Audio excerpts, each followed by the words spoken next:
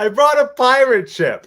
Yo ho, a pirate's life for me. Hello, everyone. Welcome to the Teacup for One Pirates of the Caribbean movie marathon, the grand finale. My name is Matt, and I have 2 degrees. And here we are, 5 weeks in, and we are about to discuss the final film in the Pirates of the Caribbean franchise, at least as of now. There might be more. Apparently, there's going to be more. Do there need to be more? Who knows? But that's all. Those are all the things we're going to discuss today.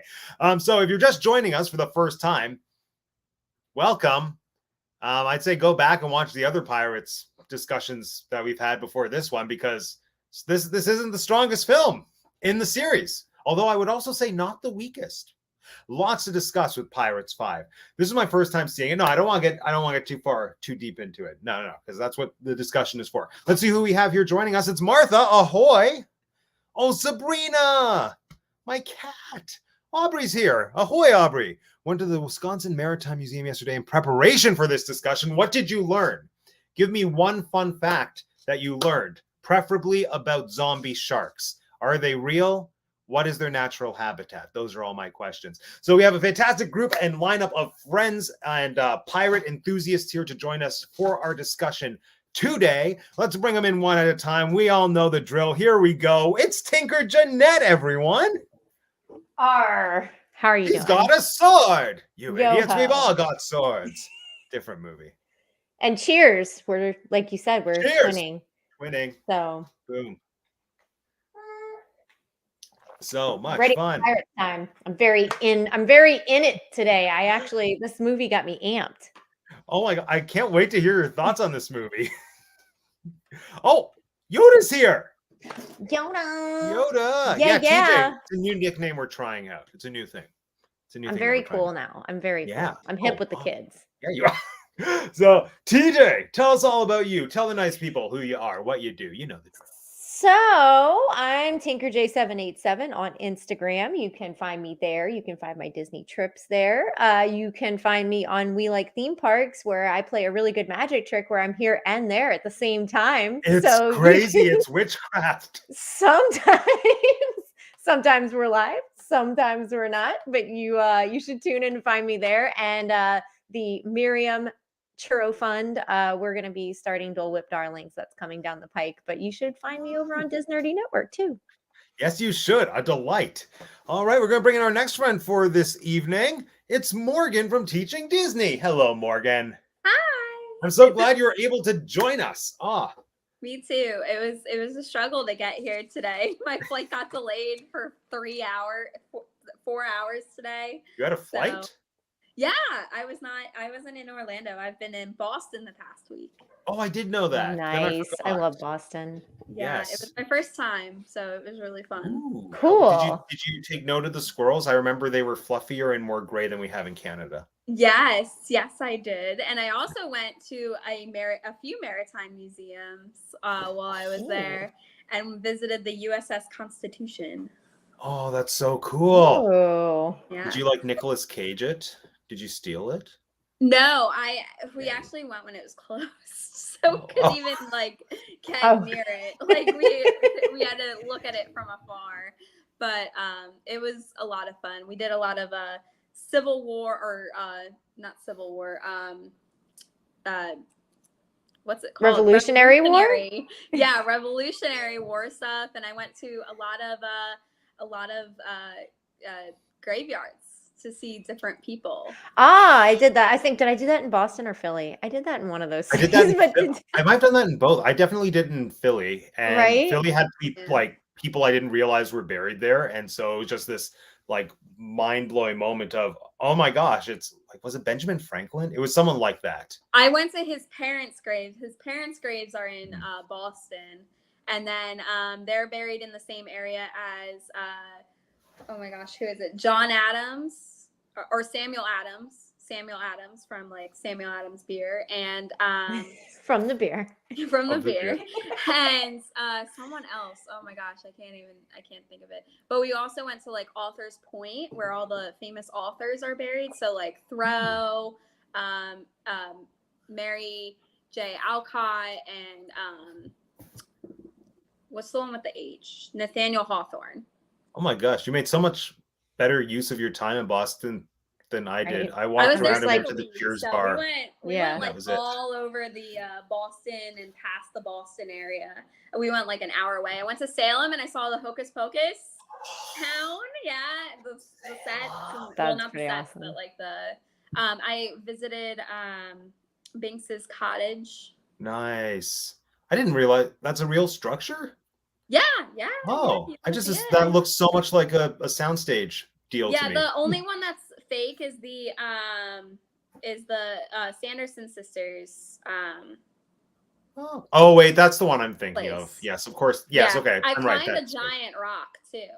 Oh my gosh. Yeah, That's so it was, cool. like, huge. Yeah.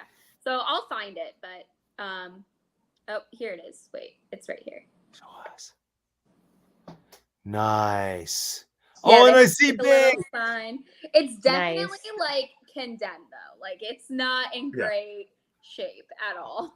Still, It's like oh, 10 feet I would from the still. I'd be like, water, oh my like- gosh, this is where Yeah. Binks lives, the second best black cat. Yeah, and there's Film a and television industry. YMCA camp there. During the What? week.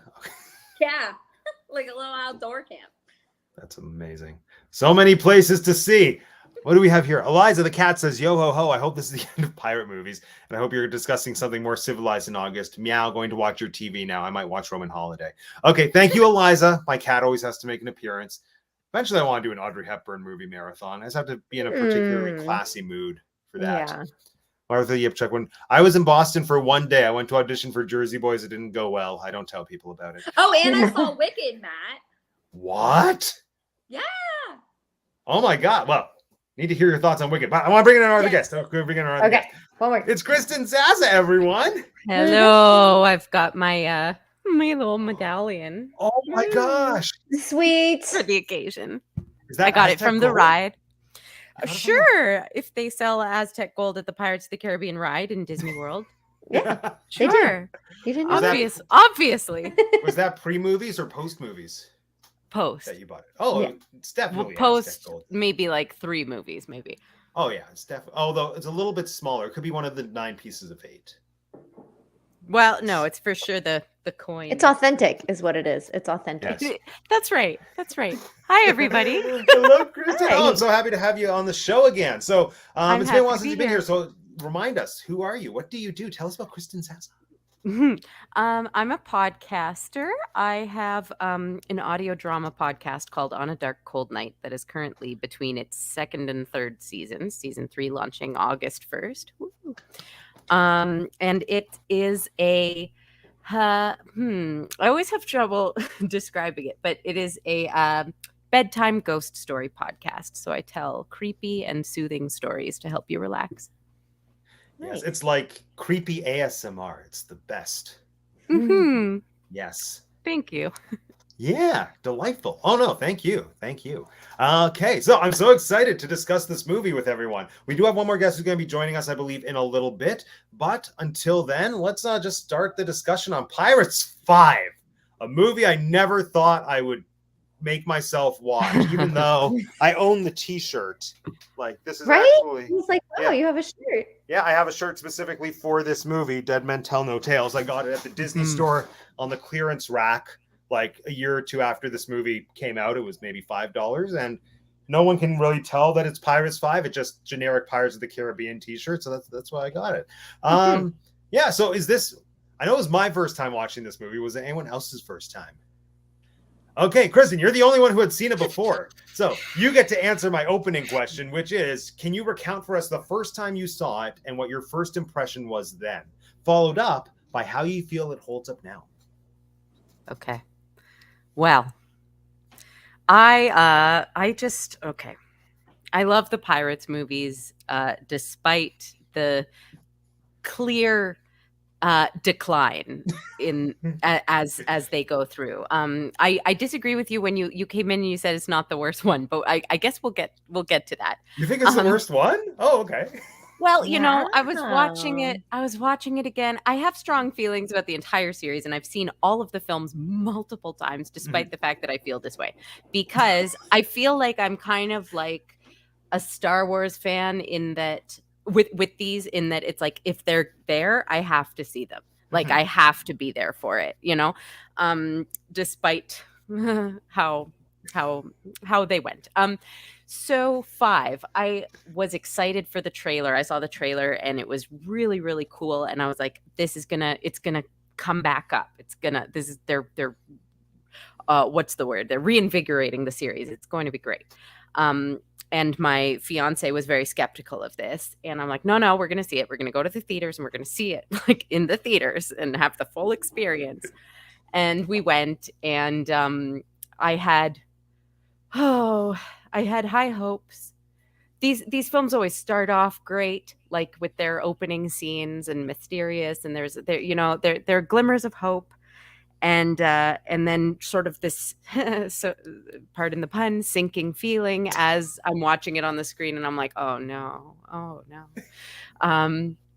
However, I do think that it has moments that it kind of wins me back a little bit, and I'm sure we'll get into those. But the whole time I'm sitting there next to my partner, who we have like differing film tastes in a lot of ways, and I'm like, oh, I can't believe he won this one, you know. So I had this sort of like angry, like. I wanted to prove him wrong. I wanted to be like, no, this was going to be the good one.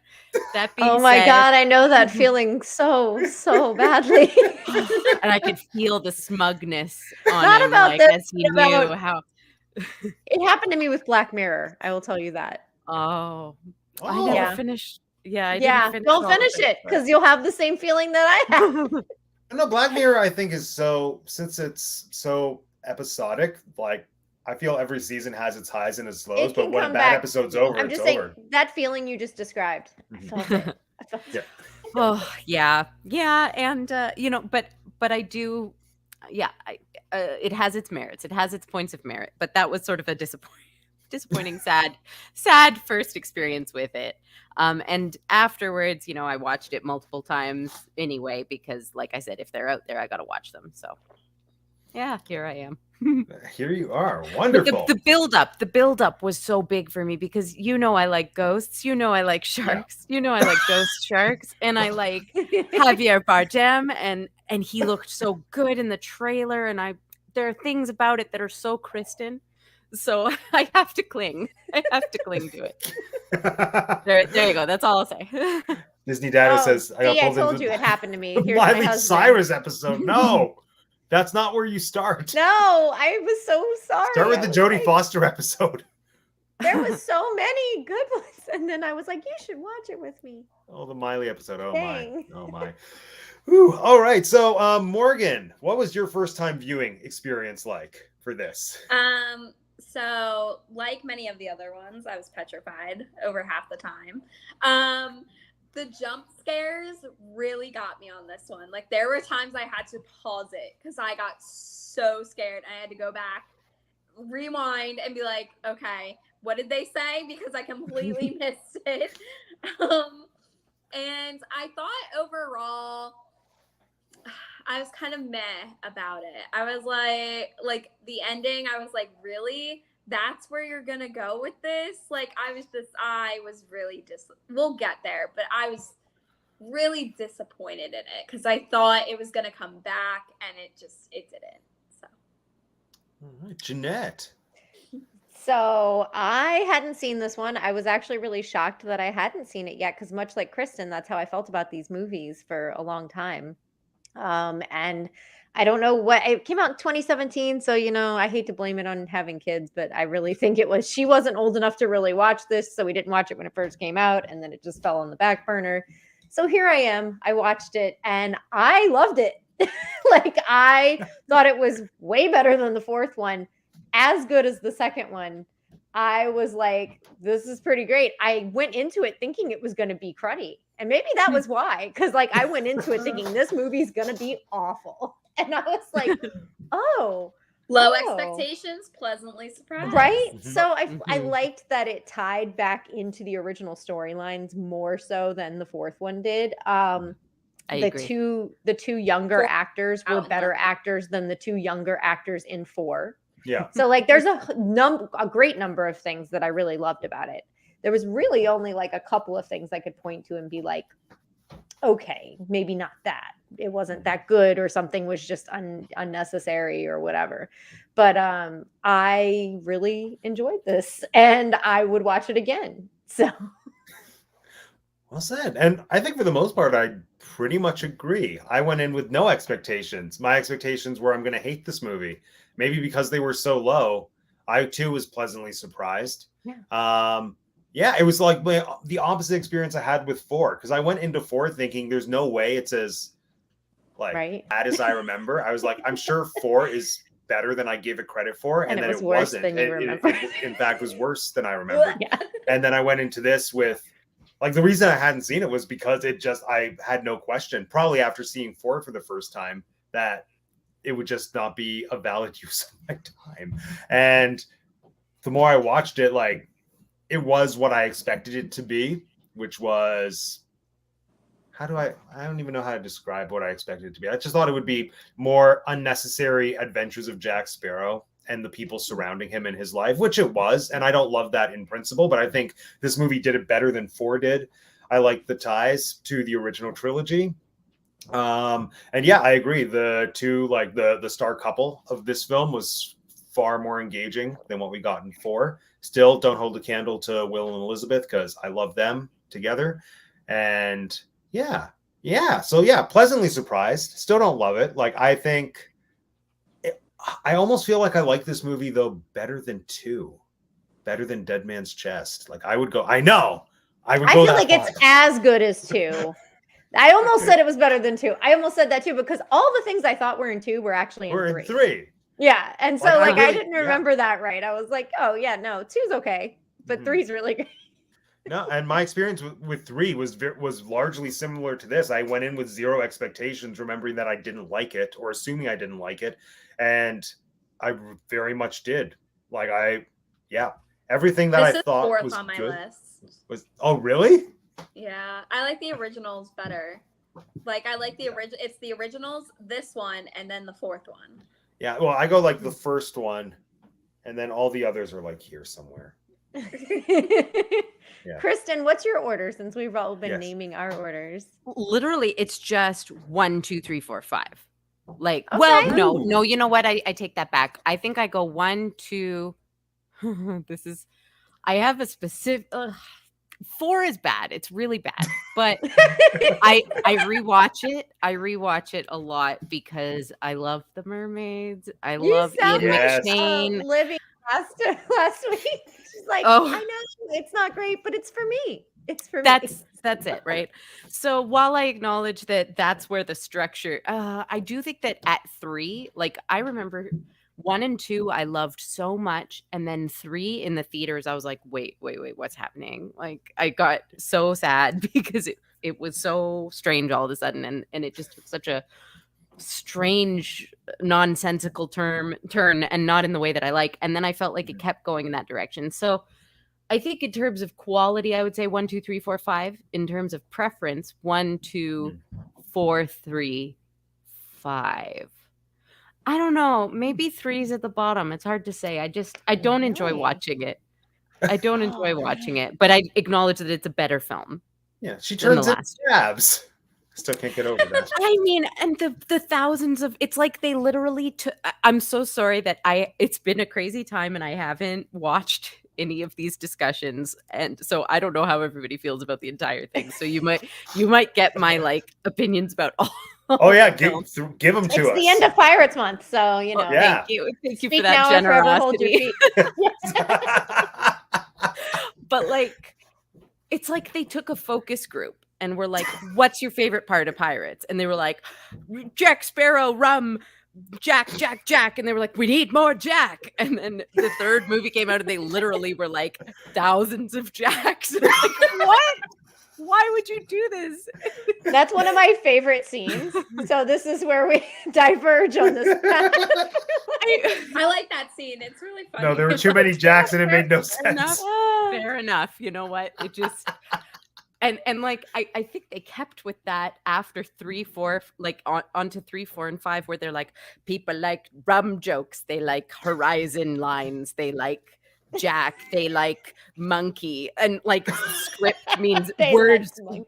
Words start meaning nothing. Like rewatching the fifth one, I was I like, will say I felt like that at in the first 5 minutes of Jack being on screen in this one. I did get worried because that's how I felt. I was like, is he going to be Jack but more drunk? Is that just what we're getting? he's just And a then I felt like terrible that- pirate. I feel like that changed later in the film, but at the beginning, I'm with you. I was like, is this what's happening? Are we just getting more slurry Jack? Is that what's happening? Yeah.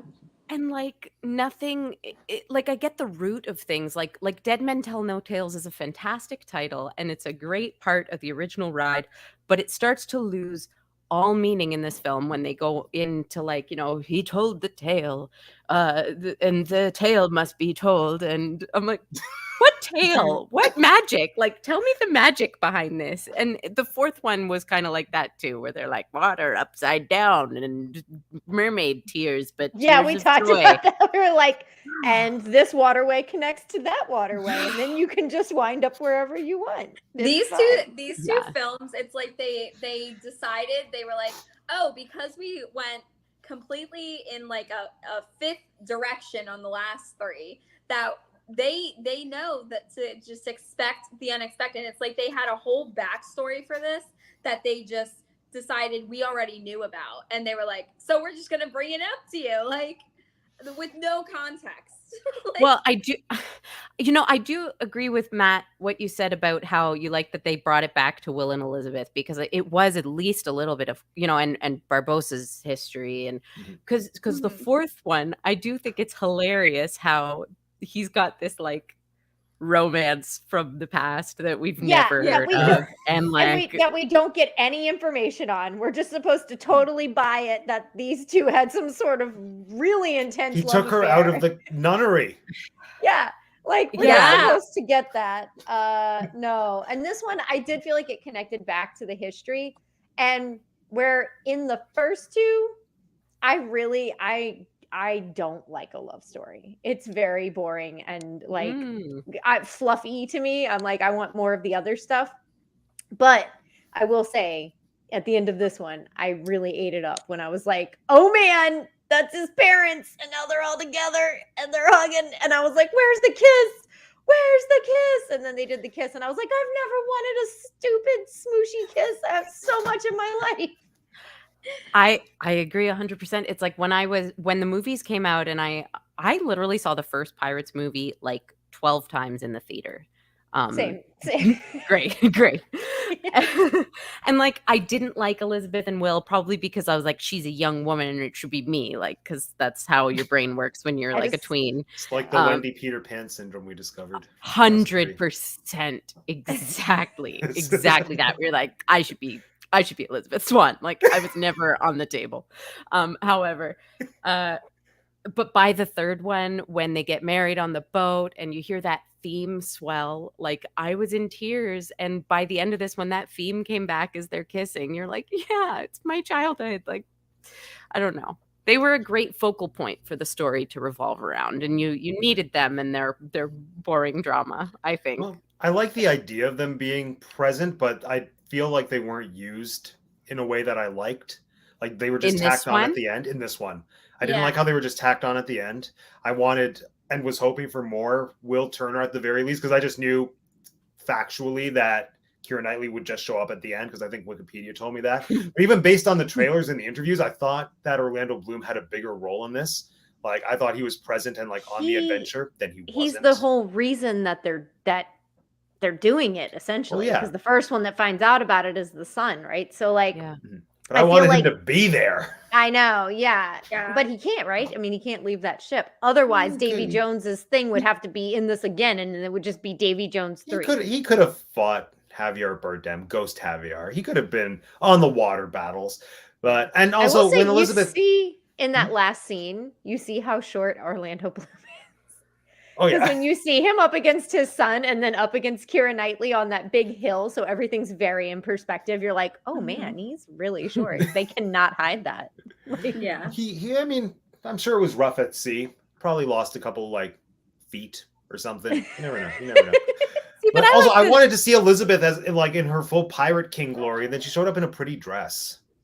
I want Yeah, her to She's be just a more. that's what I'm mom saying. now. It doesn't She's seem just a like mom. she's been like Yeah, she could running still be stuff. like she's a working mom though. She's like balancing motherhood and reigning over It the looks like she's pirates. living on a cushy island somewhere, is what it looks like to me.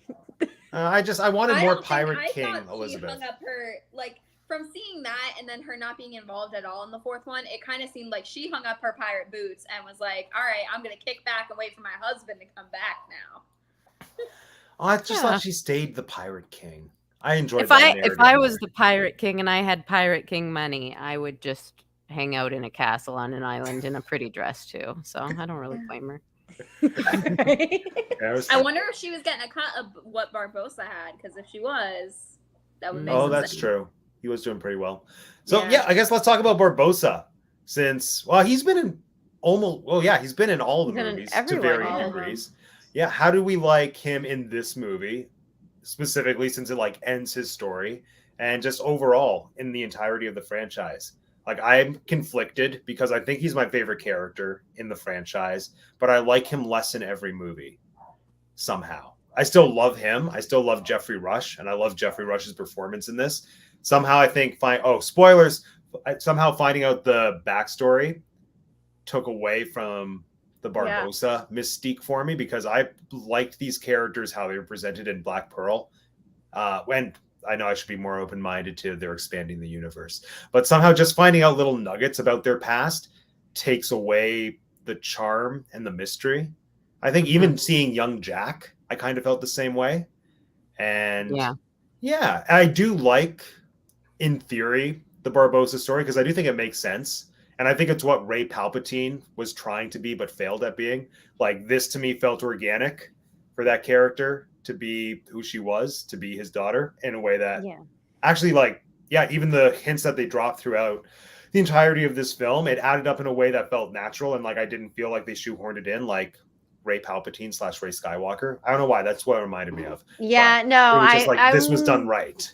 I thought the same thing because what I really liked was, and I don't know if maybe I was just being dense, I couldn't figure out I think this was the purpose. You were supposed to wonder whether she was Jack's kid or Barbosa's kid. Is that true? Like, because I was wondering that the whole time. I'm like, she's either Jack or Barbosa's. Oh, I didn't even think she was anyone's kid it of. was Jack. I thought because he makes all these comments about like, oh, she's doing exactly what I would do, and like he makes all these like little comments. So for some reason, I was under the impression we were supposed to be wondering, but I was, and so whenever we found out she was Barbosa's, that was like a big moment for me because I was like, oh, I thought she might have been Jack's kid. So, I mean, it stands to reason Jack's got plenty of children around the globe. So, but you know, when I found that out, I thought it was pretty cool. I liked it adding to Barbosa's story because I always thought Barbosa was like the smartest pirate. Mm-hmm. I think that's a pretty valid thing that he seems to always be, even if he does. I feel like he even knows stuff that Jack, like as far as pirating, but then even actual intelligence, he's the smartest pirate out of all of them. So the whole him figuring out star navigation and stuff, I feel like that made sense. Nice. What do we think down there about Barbosa? I mean, oh, sorry.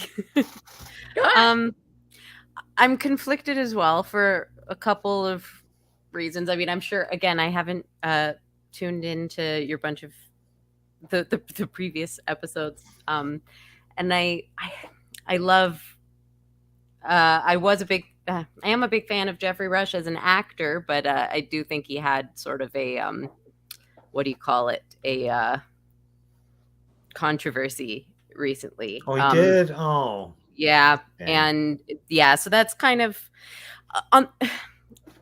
this is his last pirate movie. So there is a sense of like, well, that character's done. So we, it's not like that'll be something we have to really deal with. That being said, he did die already in the first movie and came back. That's true.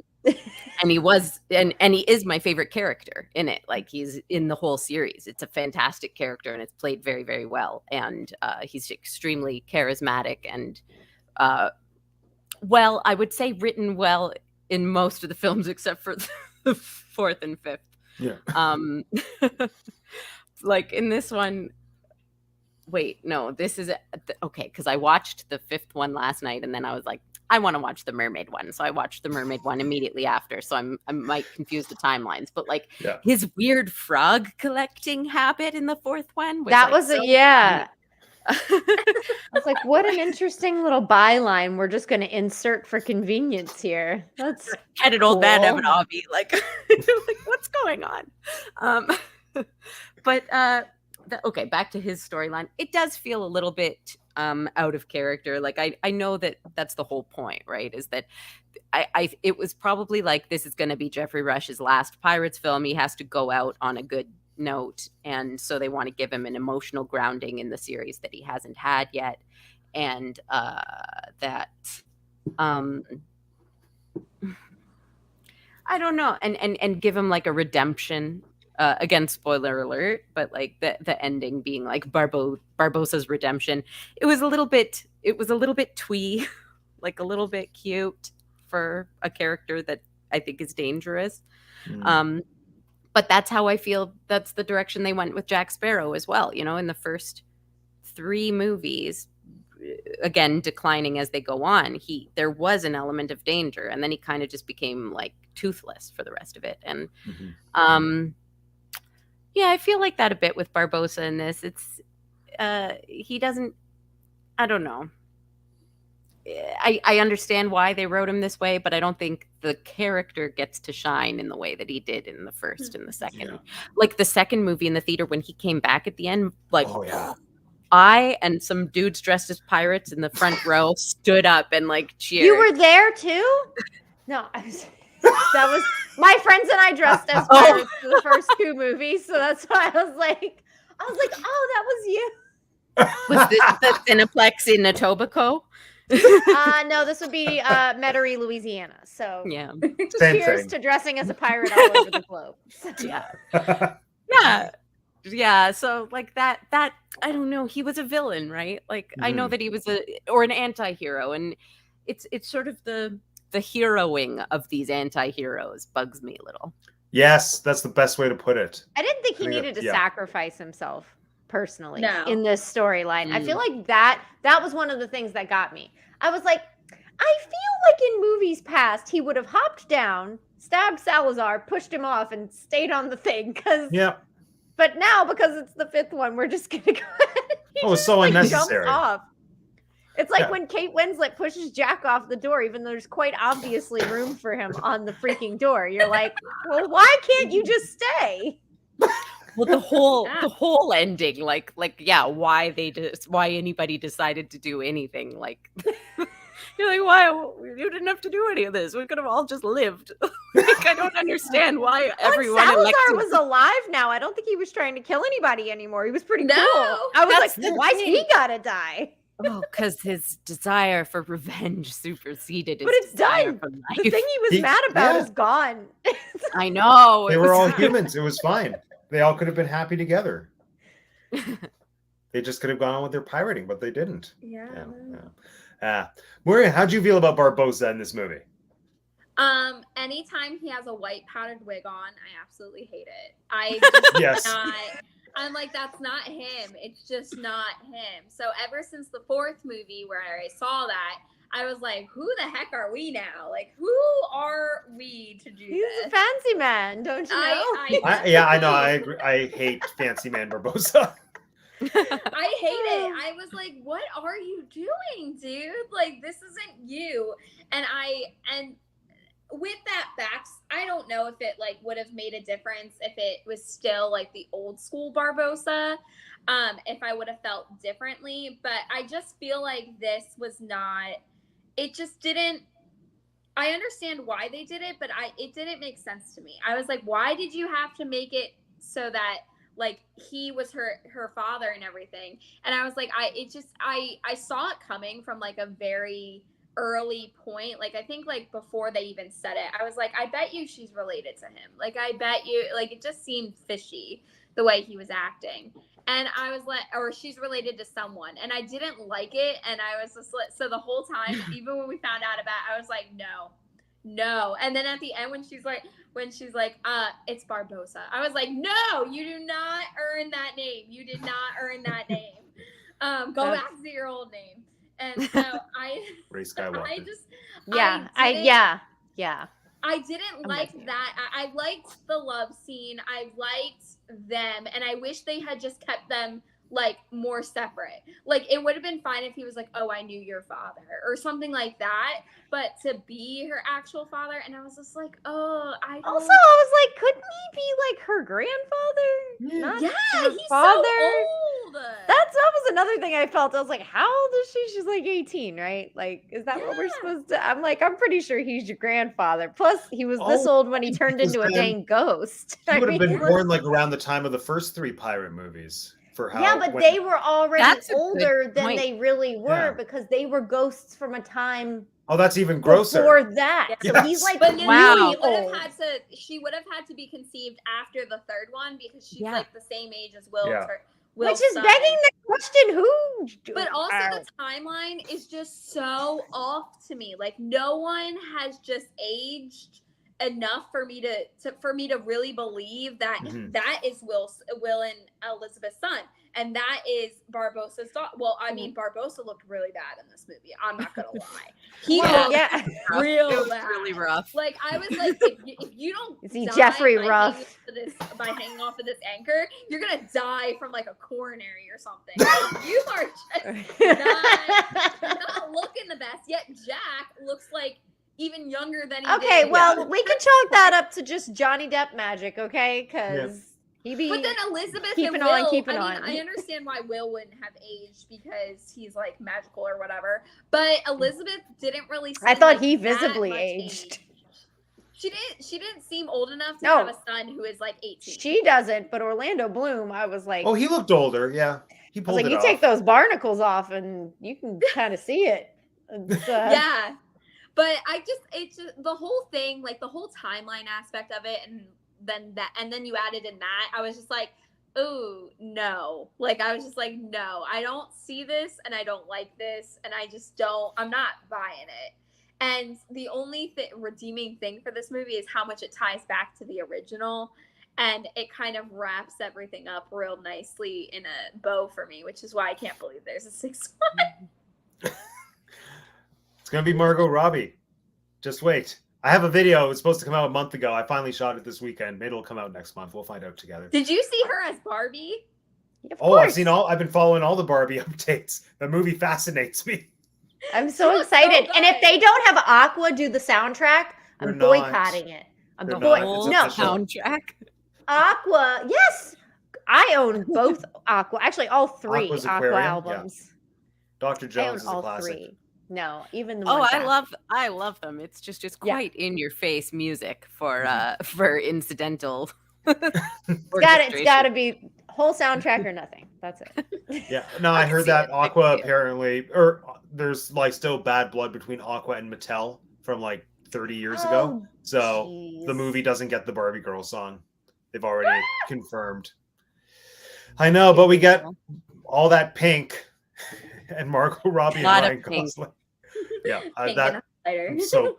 I'm so entertained that that movie exists and is being made by the caliber of people that are making it. Like, oh, we have to discuss that whenever it comes out. Yes. Yes. Okay. Oh, I had a question, but Disney Dado brought up a cool point. Do we think Disney will eventually make a pirate series for Disney Plus? Do we I thought think? it was in the talks before all this malarkey happened. I thought that there was a young Jack Sparrow series. Oh, like the Adventures of Young Indiana Jones? Yeah, I think so. I thought that there was something like that, but I could be wrong. Maybe it was supposed to be a movie. Oh, wasn't there an animated thing, or wasn't there going to be an animated series about young Jack Sparrow? So they did That's that. Jake and the Neverland Pirates. Yeah, no, they did that, but I thought they were That's going to do. And actually, yeah, I I feel think like I have evidence of it on this piece of merchandise because Yeah, there was that Oh, looks yeah. like a thing. That's a cartoon yeah, there Jack Sparrow. was promo artwork done with that character on it and merchandise made, and then it very quickly disappeared. So I don't know what Interesting. happened there. And I purchased that sword at about the same time that this movie came out, 2017. Yeah, Mhm. 2017. So that was about the same time. And I do remember that. So maybe that's what I'm thinking of. But I do feel like there's this thing in the ephemera that they were doing with young Jack Sparrow.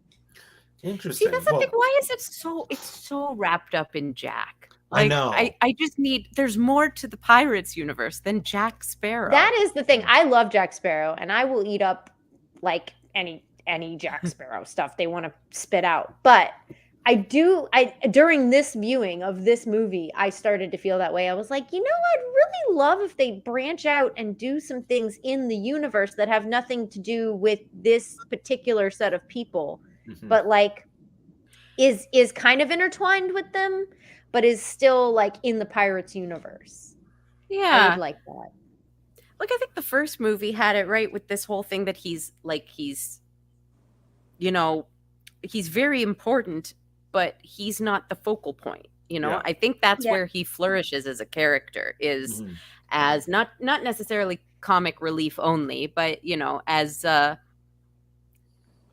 I don't know. That's what Matt's been saying this whole Oh. Pirates month. Yeah. Here we go. For real. High five. That's High five. yeah. Yeah, no, I compared it to the first movie at least, and in theory I compared it to Back to the Future 1 about how that movie's like about the parents, but Marty and Doc are the most entertaining ones and like the ones that carry it. That's kind of where Jack fits.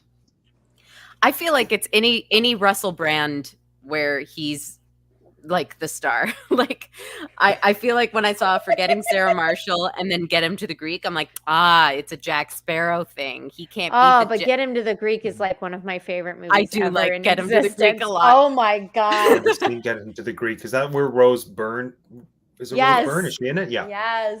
Oh my god. It I is- can't it believe is you really just good. referenced that movie because like nobody ever knows what I'm talking about. I'm like, I love that movie. I saw it before Forgetting Sarah Marshall. And then when I saw Forgetting Sarah Marshall, I was like, I see what's going on. is it the same You're character? right though. I mean, Jack Russell Sparrow, Brand yeah. and Jack Sparrow might as well be the same person as Yeah. far as Yeah. their on-screen character, like I mean, that's like, seriously. Imagine if Russell came into the pirate verse as like an offset of Jack Sparrow. He either- should play Jack Sparrow.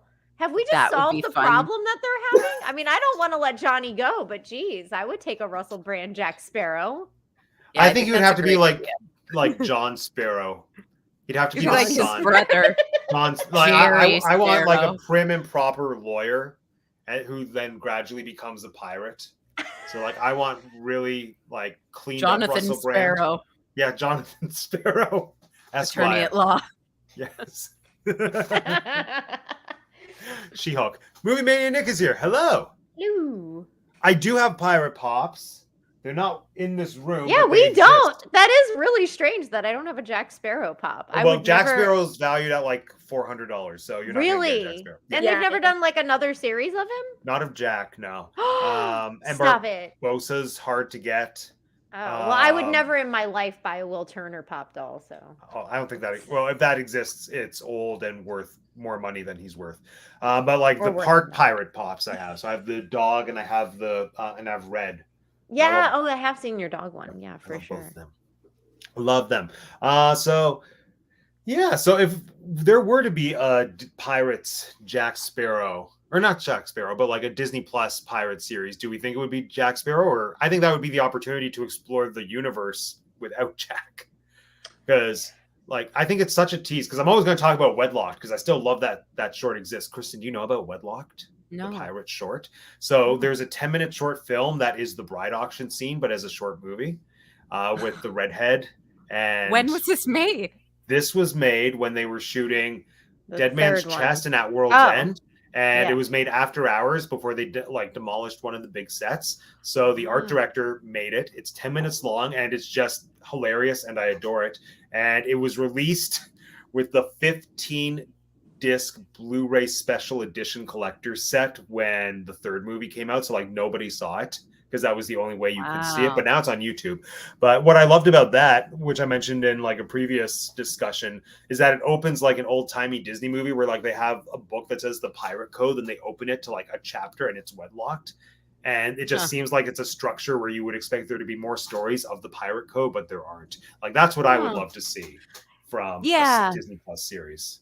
Like I want to It would see be- more parts of the ride brought to life, like the pirate cat scene. Yeah. Yeah. I It would think be cool that to have like different I agree. Like maybe a different group of characters every week, like a Black Mirror situation, pirate I think tales. you'd have to use Jack to introduce the series. Otherwise, a lot of people are going to tune in and go, the hell is this? And then they're going to change it. So, like, I think you need him to come in either in the first episode or be the host. Like, if there's like a hosty type situation. I think he needs to be in that Like treasure room from Tales the end from of the the Crypt ride. Keeper. And then he's Yeah, like, I'm exact- going to read you the book exactly. today.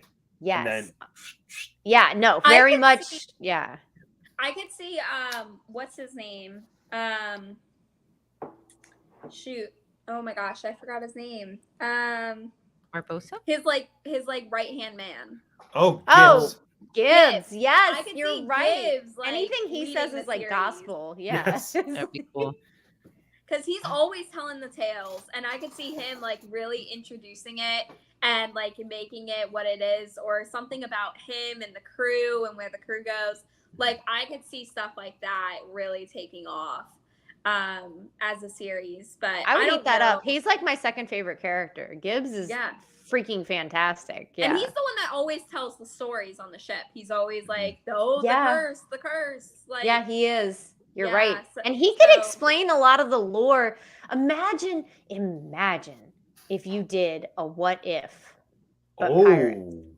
Like, Oh. what if something hadn't happened or what, like, and Gibbs is the storyteller. Yeah. But he has to That'd be be in the great. pig pen. He has to be in the pig pen for the stories. Like or I want him in like a different scene from the ride brought to life every week telling the stories. Like Mhm. the pig pen Yeah. and Tortuga, and then he's like in a building that's on fire or something like. Well, yeah. like the part of the ride that has never been explored in films, and it would take the movies in a different direction, but I keep forgetting that more so in the Disneyland version, that the first half of their ride basically is like in the present, or in like a couple of 100 years after the present of the ride, when they're all skeletons and like you're excavating the pirate sites. I think there's a lot to be explored there about looking back on the Ooh. pirate history, and then like how does the magic carry over like 200 years later, like say 1800s, because I don't want it taking place now because that would be stupid, but like 1800s or 1900s, like finding the pirate graves and then summoning the spirits, then like that would be so cool. You mean you don't want Pirate Encino Man? Because that sounds really Actually, cool to me. only if it has Brendan Fraser. Oh, if it has Brendan Fraser, they can do whatever they want. Yes. That's fine with me. Obviously. I love Disney Dado's idea, a Red series, because that character, I would they like just need to that do more than a with her. movie, to be honest. Because a movie, I have to be like really invested. A series, I'm like, you can tell me a new story. But a movie, I'm like, I don't know. I'm going pay as much as I do monthly for this subscription service to go see this. So, Yeah. I mean, you better tell me a story that I'm heavily invested in. Yeah. Oh, I love Red. And again, the video that I have now shot that will eventually come out is me talking about how she could and should be used in a film, because we need more lady pirates. There's She only could been, have like, been two. like Penelope Cruz could have been her. You That's know? what Wasn't I was Penelope Cruz thinking. her? I was You're like, right. why? We totally avoided this situation, right? Like, we tried to put this weird character in that's like, Except I don't think Yeah. Red in her current form existed when Penelope Cruz's movie was being made. I think she was no, still the. but she You know why I think did it bothered exist. me? You know why I really think that the whole father-daughter thing bothered me was because we had that in the last film. Hmm. Yeah, that's true. It was Yeah. basically the exact same story, just like a little twist of she didn't know who her father was. Mhm. Yeah, it's not Pirates of the Daddy issues. Yeah. Pirates of the Caribbean, guys. Like, Like it just seemed like it's always like, oh, I gotta do this for my dad. I gotta go back and find my dad. Like I'm So it wasn't as bad in this movie as it was with Angelica, where I still can't get over that, about how her whole thing was, I need to save my father. Yeah, But I will why? say You owe him one- nothing. One of the And he's parts in this movie that felt really like literally I've never heard a more throwaway line in my life. He looks at her and he goes, "Sounds like we're both searching for our fathers." I'm like, no shiz. I'm like, what are you talking? Oh my God. Was I that re- necessary? We needed a whole scene. We needed a whole scene for you to stand on the edge of this boat and say, So I guess we're both looking for our father. I think like okay, the What? script in 4 is terrible, but I do think that this script is like it Oh, this really script is takes the cake. atrocious. It's I thought just- this was a vast improvement over 4, to be honest. Like I had a Well, great- they're you know both what it pretty is? bad. know Like, what it I'm is? not defending Is 4. that the adventure scenes and the action scenes in this one were shot and acted and all of that way more like the first 3. The 4th one was such a disconnect. The way they shot everything, the way everything was played out. Yeah, Rob I was was out like, of his element. none I of really think Rob this- Marshall just shouldn't do Shouldn't pirates. touch pirates Yeah, He movies. shouldn't touch pirates. Probably not. Yeah. Now the people who are doing the 6th one are the people who did this one, the 5th one. So just so you know, it's the better same than set Rob, of people. but I'm pretty sure the writers are the same, but I know the directors are the same. Oh, who directed this one? I've seen it multiple times. I guess can't I remember assumed his it was name, Rob. and I must be Okay, I'm gonna- honest I'm that gonna it's look it up. I am right now. It because his name Okay.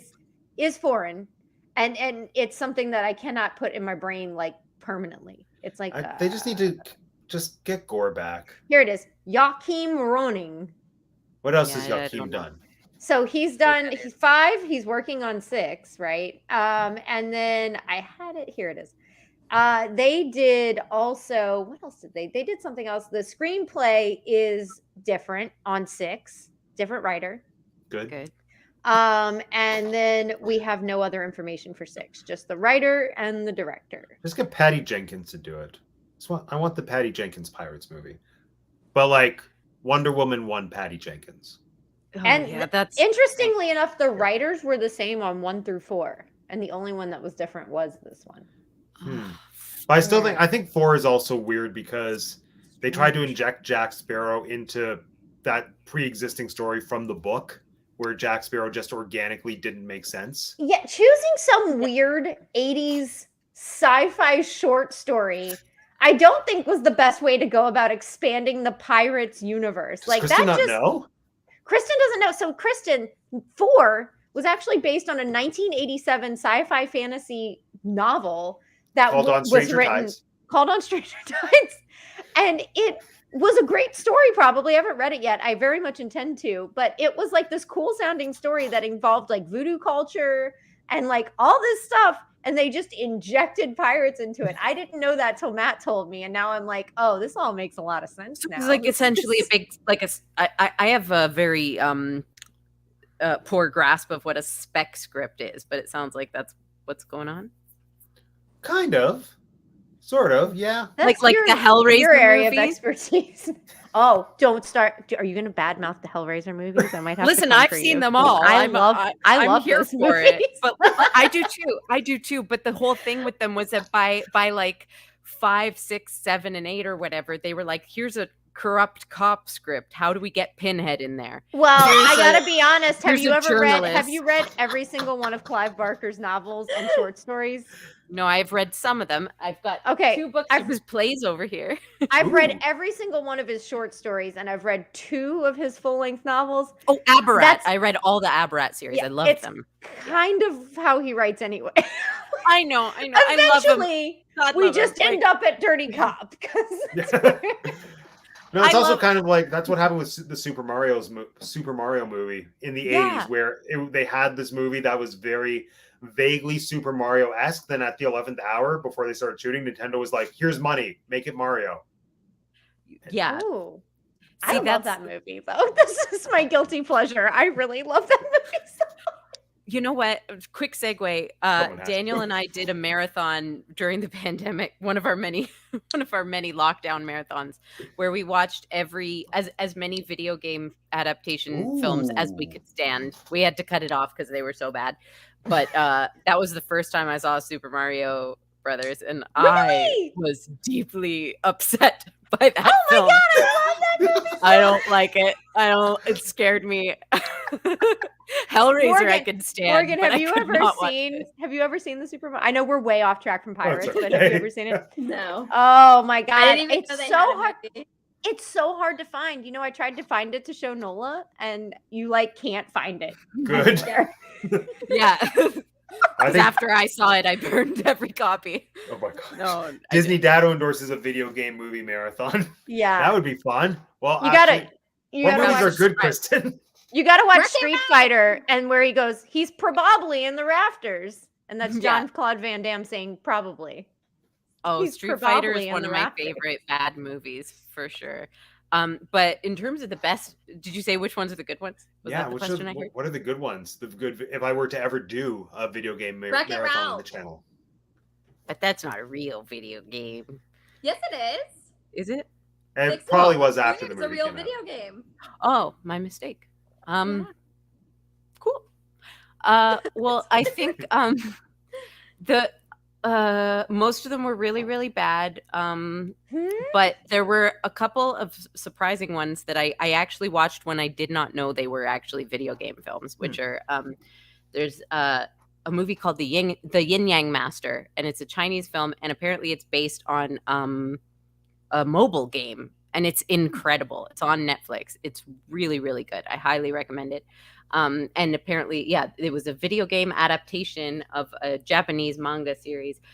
So there's The Yin Yang Master, and then there's another film which was made at the same time, not related, based on a different one of the novels in the series called Yin Yang Master Dream of Eternity, I think. And I love them both so much. So that's all. Other than that, like Resident Evil, there were highlights and lowlights. We watched some of them. I think one of the worst ones was that one, Super Blood Mario? Rain. Blood Oh. Rain. Awful. Ben Kingsley, Meatloaf, and their wigs. They have awful wigs. Ben Kingsley is in the worst sequels. I He does know. really great movies, Tomb but Raider? he's in really Oh. bad sequels. We didn't rewatch Tomb Raider because we had seen them like long ago, and we're like, I don't need to. I know that that's not the best. Oh, Warcraft was really bad.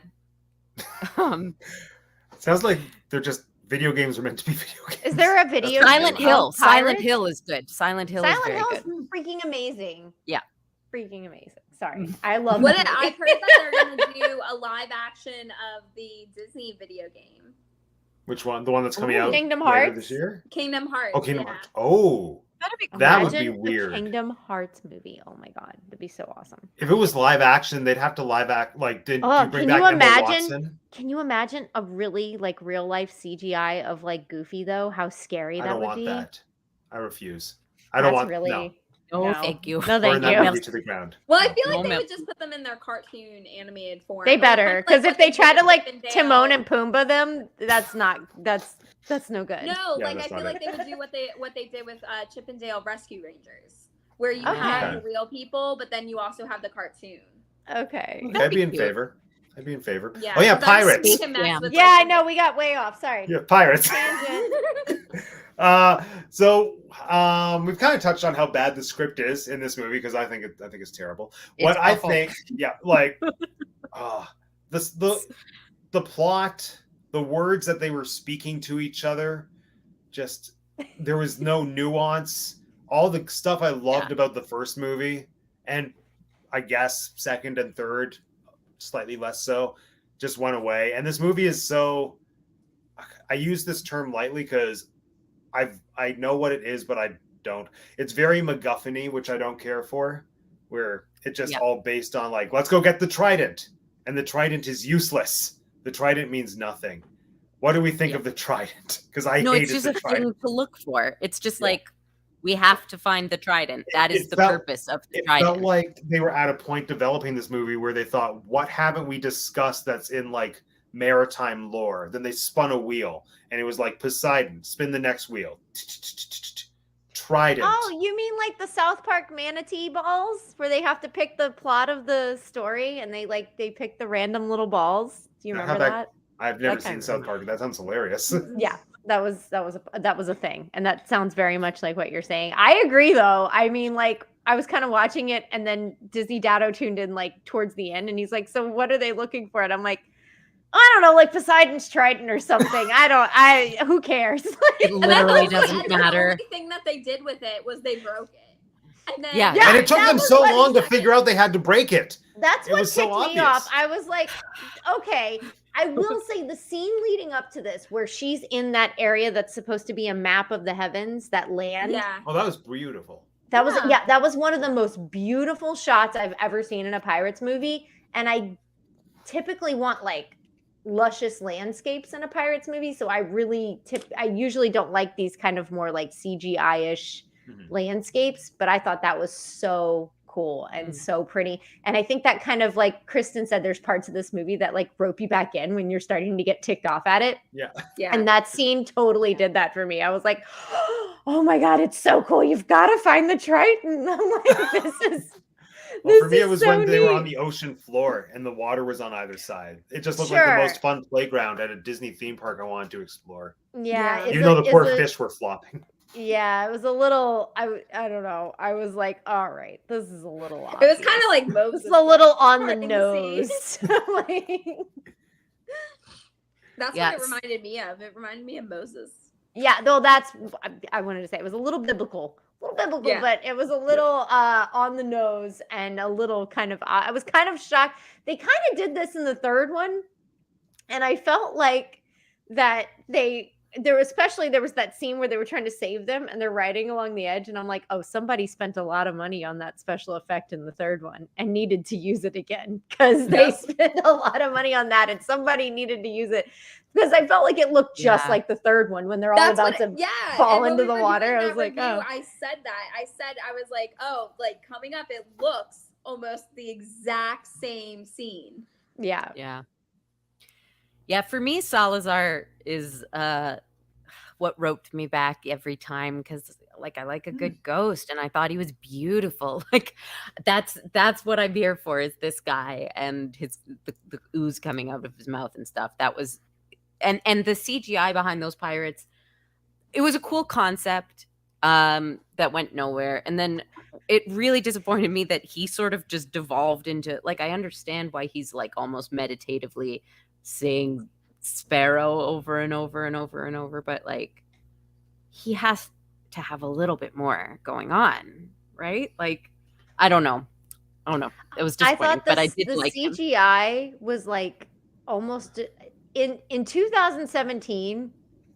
Like we should have come a ways, and I feel like this looked very much like the CGI we were using in the second movie. I was like, that's true. What? Don't disrespect the second movie like that. The second movie CGI. Well, the second movie came out a considerable amount of years prior to this one. I think a decade, if not more. So, like, I really was like, oh, this CGI hasn't aged well, and it's only been around for 5 years. This is no bueno. It stands out like a sore thumb in this movie. Yeah.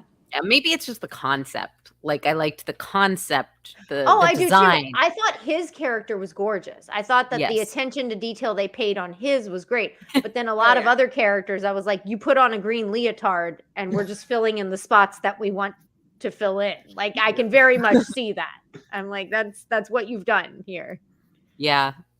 An improvement from the fourth one, though, where they were like, it's just Ian McShane and his ropes. Like, the bad guy was like, his sword makes the ropes go. I'm like, what? What is this? Yeah, which isn't even. You had so many Blackbeard legends to play with, and then you just made one up. And then that ropes. Was never one that I've heard. I'm like, and it's such a disappointment after Barbosa and Davy Jones, and then you have him, like you said, with his ropes. Yeah. And the voodoo doll. He had a voodoo doll. That was like a hot second of a scene and never went anywhere. Don't get me started on the ghosting of voodoo culture in that movie. It was like a pale sprinkling, and then they just never got into it. I'm like, There was no skeleton key with Kate Hudson, I'll tell you that. Stop it.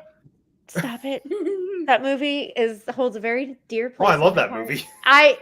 It was the first movie that I went to the theaters to see after Katrina, and they have a scene at the beginning of the streetcars flying down the street, and like they didn't take it out because it had come out right after it, and I just like screamed and ran out of the theater. I was like crying. I was like, nah! But then I went back in, and it proceeded to be such an awesome movie. I was like, oh my God. When you said Skeleton Key, like nobody. I do like that one. Nobody talks about that movie. Very good movie. Oh, such a good movie. Yeah, and I have to revisit it, but I feel like it holds up. I think it holds up. Yeah. You know what doesn't hold up? Pirates 5. One thing that was like such a wasted opportunity was that Captain Salazar could possess a human, and he did it for 2 minutes, and then it's just like, oh, that's it. As soon as you get the trident, you can unpossess him. And Nothing he means did. anything. It's Well, like, they why- do explain why he didn't do it before, because he couldn't get out of the body if he did it Yeah. without the Triton. But Yeah. like, if that's a plot element, like that's a good plot element. It's one that could sustain for a whole movie. I Oh, would be like he happy to should have watch been that in the for a whole body movie. longer. Yeah. Yeah. Yes. Yeah. Yeah.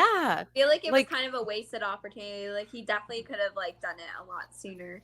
And like I like Salazar. I think he is one of the best done Pirates villains in my opinion, because he is just as creepy and scary as I think they wanted him to be, because every time there was a jump scare with him, he got me.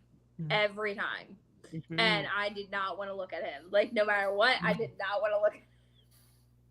Now I wasn't really paying that much attention because this was part of a movie that lost me.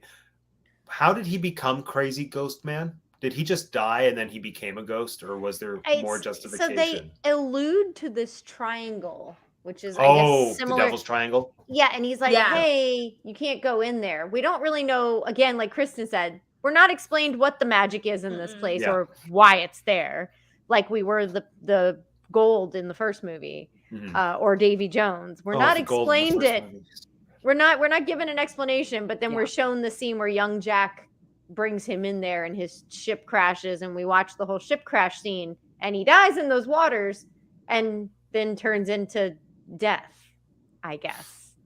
Like- Well, I thought like the reason that the other ships didn't want to go in there is because of the ghosts and because they kill everyone. And that was Mm. like that part.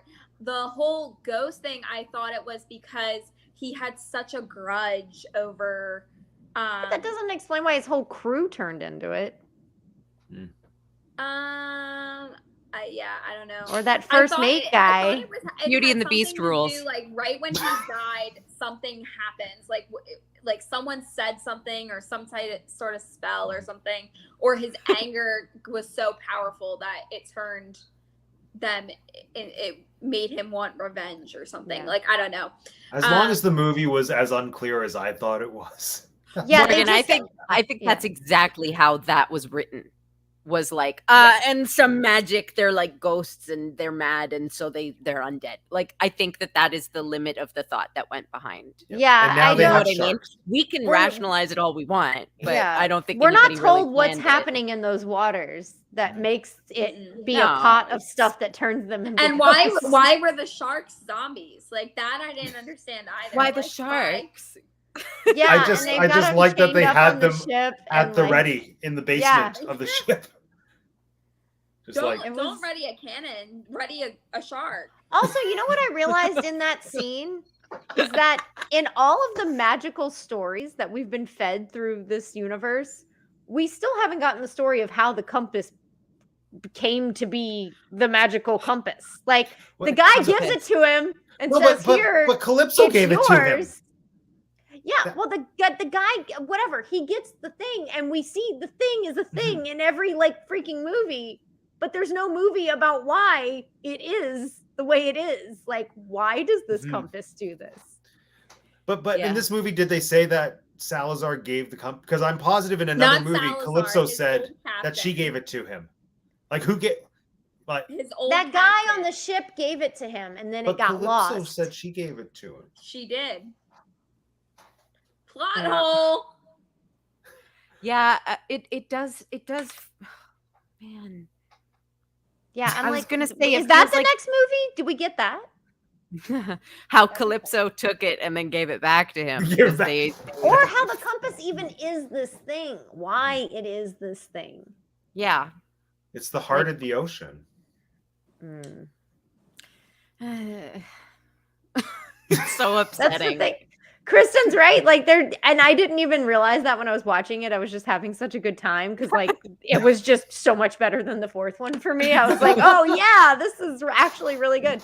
But like, Could have used more there's mermaids. no, as much as there was no explanation of the magic in the fourth one, there's no explanation of the magic in this one, and I think we got that in like literally all the other Yeah. three. Like we Yeah. got explanations of why things happened. Yeah. Like I think the third one is completely whackers bonkers, but like at least I think they kind of in a in a strange way I think try the to third justify one, the madness. yeah, the third one It's not, explains like- The things. third one gave like enough info It's that you could nutso, suss out but why they're fish people. Like just enough. Where like the Yeah. second one, I left the second one thinking, why are they fish people? I got no explanation. And then that was tied up, I guess, in the third. But it went back. It went Yeah. back on what it said because it said that the reason that they were fish people was because they broke their deal with Calypso. And then we see in this one that Orlando Bloom has barnacles all over him, like he's starting to become a fish person. So Well, because did he's tied to he- Davy Jones' ship. He's traded his life for his father's, didn't he? I know, Wasn't that but the whole he thing? said he was going to do what Davy Jones didn't and serve Calypso and carry the people across. Oh, I the just sea. assumed he got lazy, like after 12 years. Yeah, Like so he did he stopped go doing back it on as what he frequently. said? Yeah. Like I think he still carries people like who get lost Yeah, at I sea, think but I if think they you're have to tied wait. to that ship, you have to be that Yeah. way. Like I I think if you're think tied part to of that the- ship, it's part of the gonna. crew. I think he's like Pearson Airport is right now. Like he's gonna get people there eventually, but they're gonna be sitting and waiting for like 3.5 days instead of being escorted briskly. Yeah.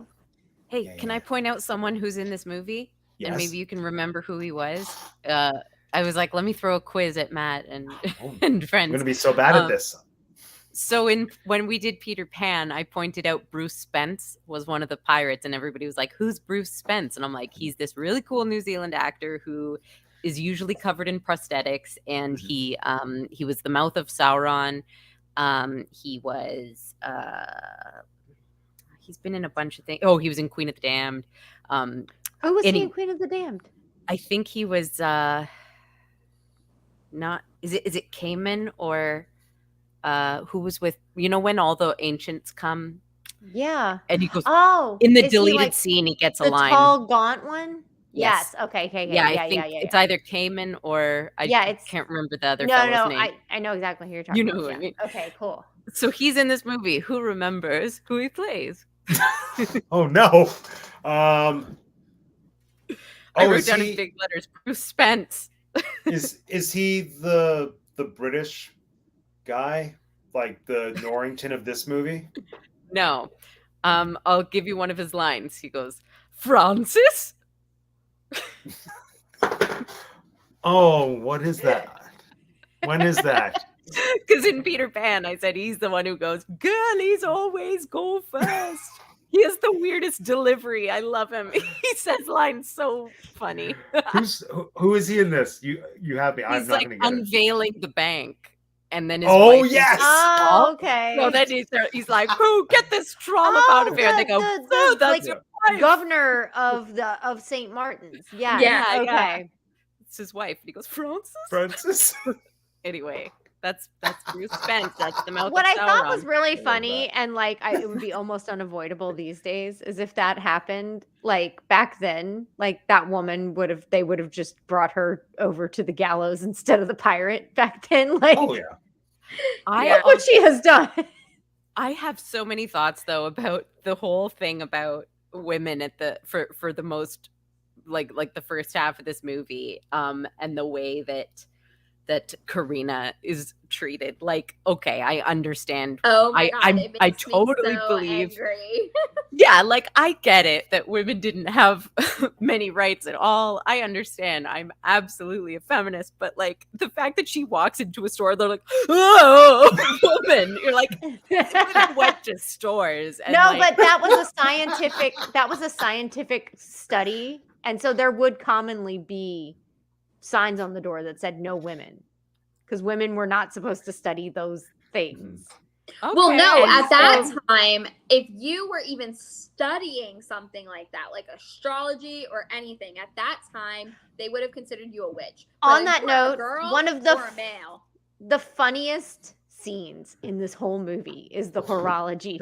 Horologist. yeah, it's very well. That's the only part that's well written, I think. That Oh, scene I thought is that so was stinking terribly written. funny. And astrology, why you study the stars on a donkey? Yeah, Oh my that god. and the, like you'd have seen more if you kept your cake hole shut. This is I my saw Oh her my God. ankles. in the whole And he movie. goes, not so academically inclined as horizontally declined. And I was like, oh my God, that is the best. That was hilarious. There It were was quite a it was few so like different though in tone from what we've seen in the other it movies. was, but I wanted more of that, and it kind of died off as the movie went on. At the Yeah. beginning, there were a lot of these very adult jokes that were like, hey, our fans started watching this when they were preteens and teens, and now they Right. might be in their 20s and 30s. Let's make some jokes for them that are still Yeah. perfectly fine to put on screen. Mhm. And I thought they did a lot of that at the beginning, and then it kind of petered off at the end. I was like, I really would have appreciated more of these very cheeky jokes because they were pretty great. Yeah. Well, I will say maybe I was mistaken about the discrimination element, because I don't know, for me it felt very, just back to the she's a woman and can't do anything in this town. Maybe I'm mistaken about that, so I will say No, it that, definitely my bad. gave off that tone, at least to me too. Well, Because no, the guy was very extra about it when Yeah. he saw her. Especially because I we've mean, seen yeah. Elizabeth Swann, we saw Penelope Cruz, like we've had female characters breaking boundaries in the past few movies. So to have a woman be like, she can't do anything without someone pointing out, like, you can't do anything. Like, Mhm. I don't know. It drove me a little. I'm No. interested to hear what you. I interrupted Like- you, Morgan. it's okay, but like Sorry, Matt. that's No, what it's okay. got me, because back then in those times it didn't matter if you were a man or a woman. If you were studying science like astrology or anything like that, you were deemed to be a witch, and it didn't matter who you were. And it wasn't until the 1900s that men actually started really looking into science and being respected for science, like astrology science, because that was like a big no-no. Like you can talk about evolution, and you can talk about, well, kind of evolution, but you can talk about how things change. You can talk about genetics all you want. And those things were very much accepted back then. But it wasn't until like the 1900s that they actually started looking into space, because other people were stoned. Like not Isaac Newton, Galileo was stoned because he said that the sun didn't revolve around the earth, that it was the other way around. And that is still where they were at this time. It was what the king thought, and that was it as far as space goes. And so the fact that they are like, oh, we have these big telescopes, I'm like, no, you are in a completely different century if that is what you are going for right now. Which is why it also made the timeline made no sense to me, because I was like, you're bringing up all these astrology ideas, like the whole like looking at the stars and stuff. I was like, okay. And I'm sure there were people back then that started doing that, but it wasn't really fully recognized as something where they started building telescopes until the 1900s, which They had that stuff. I mean, they were studying that, but I think it's a matter of taking it seriously as far as like applying it to this world, like applying it to but life. they didn't have them that big back then. Like that's a newer concept. Well, they did. Have it. They did. They very much did. But they, like, you're right, especially a woman to be studying science, like in general, that wouldn't have been an accepted thing. So because I always get confused. I'm like, what century is this in? And I thought it was the 1700s. I think it is. At They've this point, said we've like reached 1720s to 1750s is the official this answer. particular one, we've reached the early 1700s. The first movie was set in the late 1600s. Yeah. So I was very confused, and I was very like, what is going on here? Because for them to be calling a witch to someone who's studying science, if you're allowing men to do it, then women weren't perceived as any. It would be more of a, that's not a woman's place than a then, oh, you must be a witch then. Like that, I was just like, you're mixing up like way too many different things right now.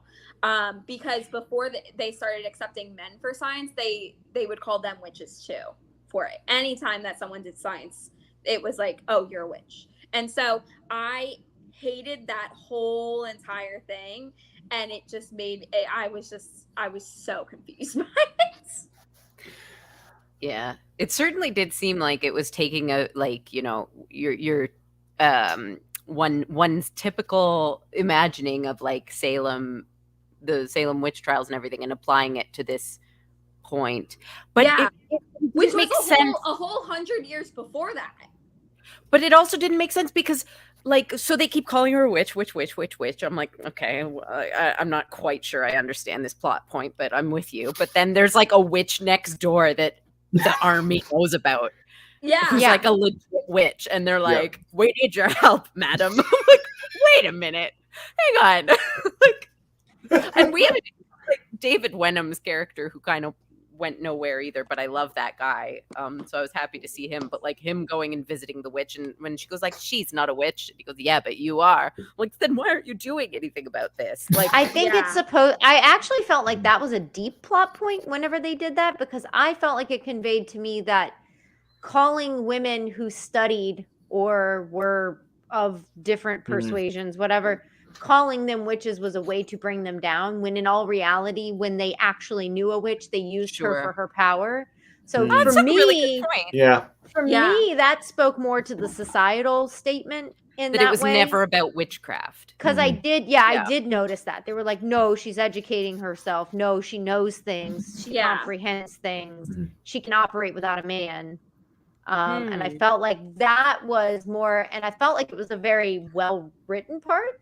And then I did find myself wondering if they even intended for that to be the message, but that was what I gathered. I don't think it's that smartly written. I was like, gonna yeah. say, Well- that's a really good point, Jeanette. And I Yeah. really I think that if they had done that deliberately, that would have been cool. But I'm not Well, sure they did. But I love personally that. think that they Yeah. did. They meant it as something along those lines, but they Yeah. knew they couldn't say, because in this day and age, if you put that in a movie of that's not a woman's place, that would have been a whole separate thing about the movie and would have caused people to boycott it. So I think that they were like, what's a term that they used to use to put down women, and I think they used witch instead of that, because I totally got that from that. Yeah. They were like, oh, you don't need So- a man. You're doing this all on your own. Like, she broke him out of jail. Yeah, Or out of this his pub. this movie takes this whole franchise follows a very Star Wars storyline where it takes 30 years to unfold. So in the first one, we're actually in 1720. I thought we were in 1690 for some reason,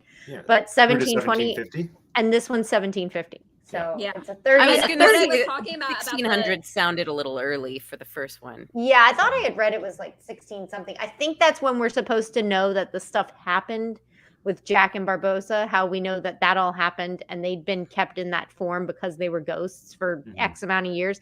That would Mhm. make more sense because that's like a 30-year period too, Yeah. that Yeah. they've been in those forms. How And they're old is wearing what I meant garb about from a that telescope, like that's a modern telescope, and those weren't even invented until the 1800s. So like they had similar, but they weren't as big on a big scale because they didn't have glass like that big of glass to use. So I was just I didn't like the whole thing because I was just like, what's going on here, especially on a remote island where you can barely get supplies, it kind of looks like, and they just got a bank. Like, they're not gonna have something that fancy on that island. So it's just the whole scene like really bothered me. And then when they're like looking at her as a nurse and there's a bunch of other nurses but she's a witch, like I was like, oh, come on, man. Well, that's a good point too, isn't it? Like, why are you hiring nurses to do things if you don't think women should do anything? Like, you seem to have a lot of nurses who have a vague understanding of medicine. Yeah. I don't Yeah. know. It's very confusing. Yeah. But No, I think nothing it makes just- sense. Words have no meaning. Witch has no Yes, meaning. in exactly. this. We're Like, definitely magic like has this no movie is meaning. just so the writing has just taken a big nosedive, and I think it's so clear that this came from the brain of a different human than that who gave us the first three movies. Yeah. Even and like it's just the saddest thing when I see credits and then like the second credit is based on the characters created by whoever. Not just for this, but for anything, because that usually You're right. coincides with this is not good. based on the concept of pirate, rum, and monkey ropes. Yes. Like, we like monkey. we want more monkey. We want more rum jokes. That's Yeah, and then at the end, I love how they like that was another thing that bothered me about this movie. They made it like she is so independent and she doesn't need anyone. And then at the end, she was just like, no, now I'm Barbossa because I need that title. And I'm like, no, what the heck? You went this whole movie. Oh, that saying was you another didn't reason that I thought care. she was Jack's daughter. I forgot. She calls herself Smith, right? Yeah. Oh. And in the Ooh. first movie, when Jack comes into Oh, Port right. Royale, he says Smith, Mr. and they go, Smith. "Have a good day, welcome to Mr. Port Royal, Smith." Mr. Smith. Yes, Yeah. that I was it. That was completely the other forgot reason. I was about like, there that. was some other reason. I was really under the impression she might have been Jack's daughter. That was Oh it, wait, no, Jack. but that's the name that they give Jack. He doesn't come up with it himself. He's like, Yeah, "How about but I I give you thought- this?" Yeah. I Well, thought that 'cause was you know. alluding to that. But yeah. I was Yeah. like, oh yeah. Yeah. So that was the And other I- big one. Again, like, more her thought whole than anyone backstory put of into being, this. Right, dropped I'm off- taking away, as is my case in a lot of these movies, I take away a lot more than I think was actually written there. Like, I really read into this stuff. And then like their whole thing of Barbossa dropping her off at an orphanage, it just didn't seem to, because her mom, like something happened with her mom, like it just didn't seem to Also, fit. who's her mom? I have no idea. Who's her mom? What?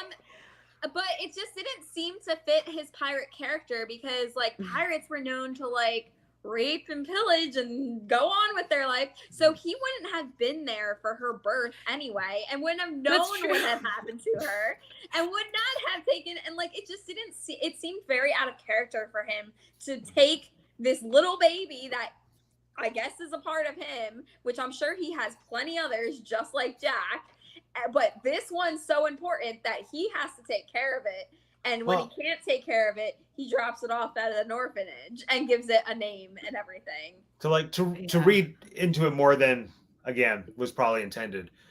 If you line up the timelines, I feel that she would have been conceived right after he became human again and was revived. So I think he would have had a different appreciation for life potentially Mhm. and his like legacy and whatever. Well, So I also read into that's why he is in the fourth and fifth one, why he is living the life he's living, like joining the Navy to save his own skin, and then living this very like frou-frou, high-toned life on his ship, because he has this new vitalization and he's really savoring life. So he wants all these things.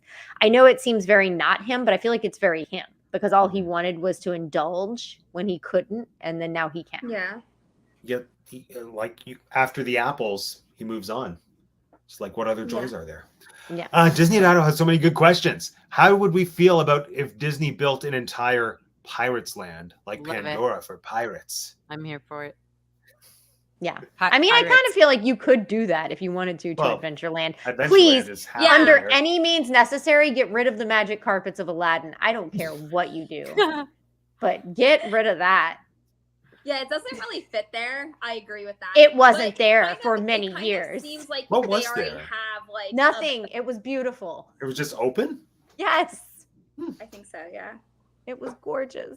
I remember it. But it kind of just seems like it's like it already does have it like pretty much all of Adventureland is pirates, in my opinion. Like I forget that Jungle Cruise is a part of Adventureland, but Aladdin and Jungle Cruise are like in their own little corner, and then you round the corner and you open up to Tortuga Tavern and Pirates, and then you keep going before you get to Splash Mountain, and you have like the whole pirate scavenger hunt area on Yeah. the left. And I'm talking about Disney World, not Disneyland. I have no idea what Disneyland looks like.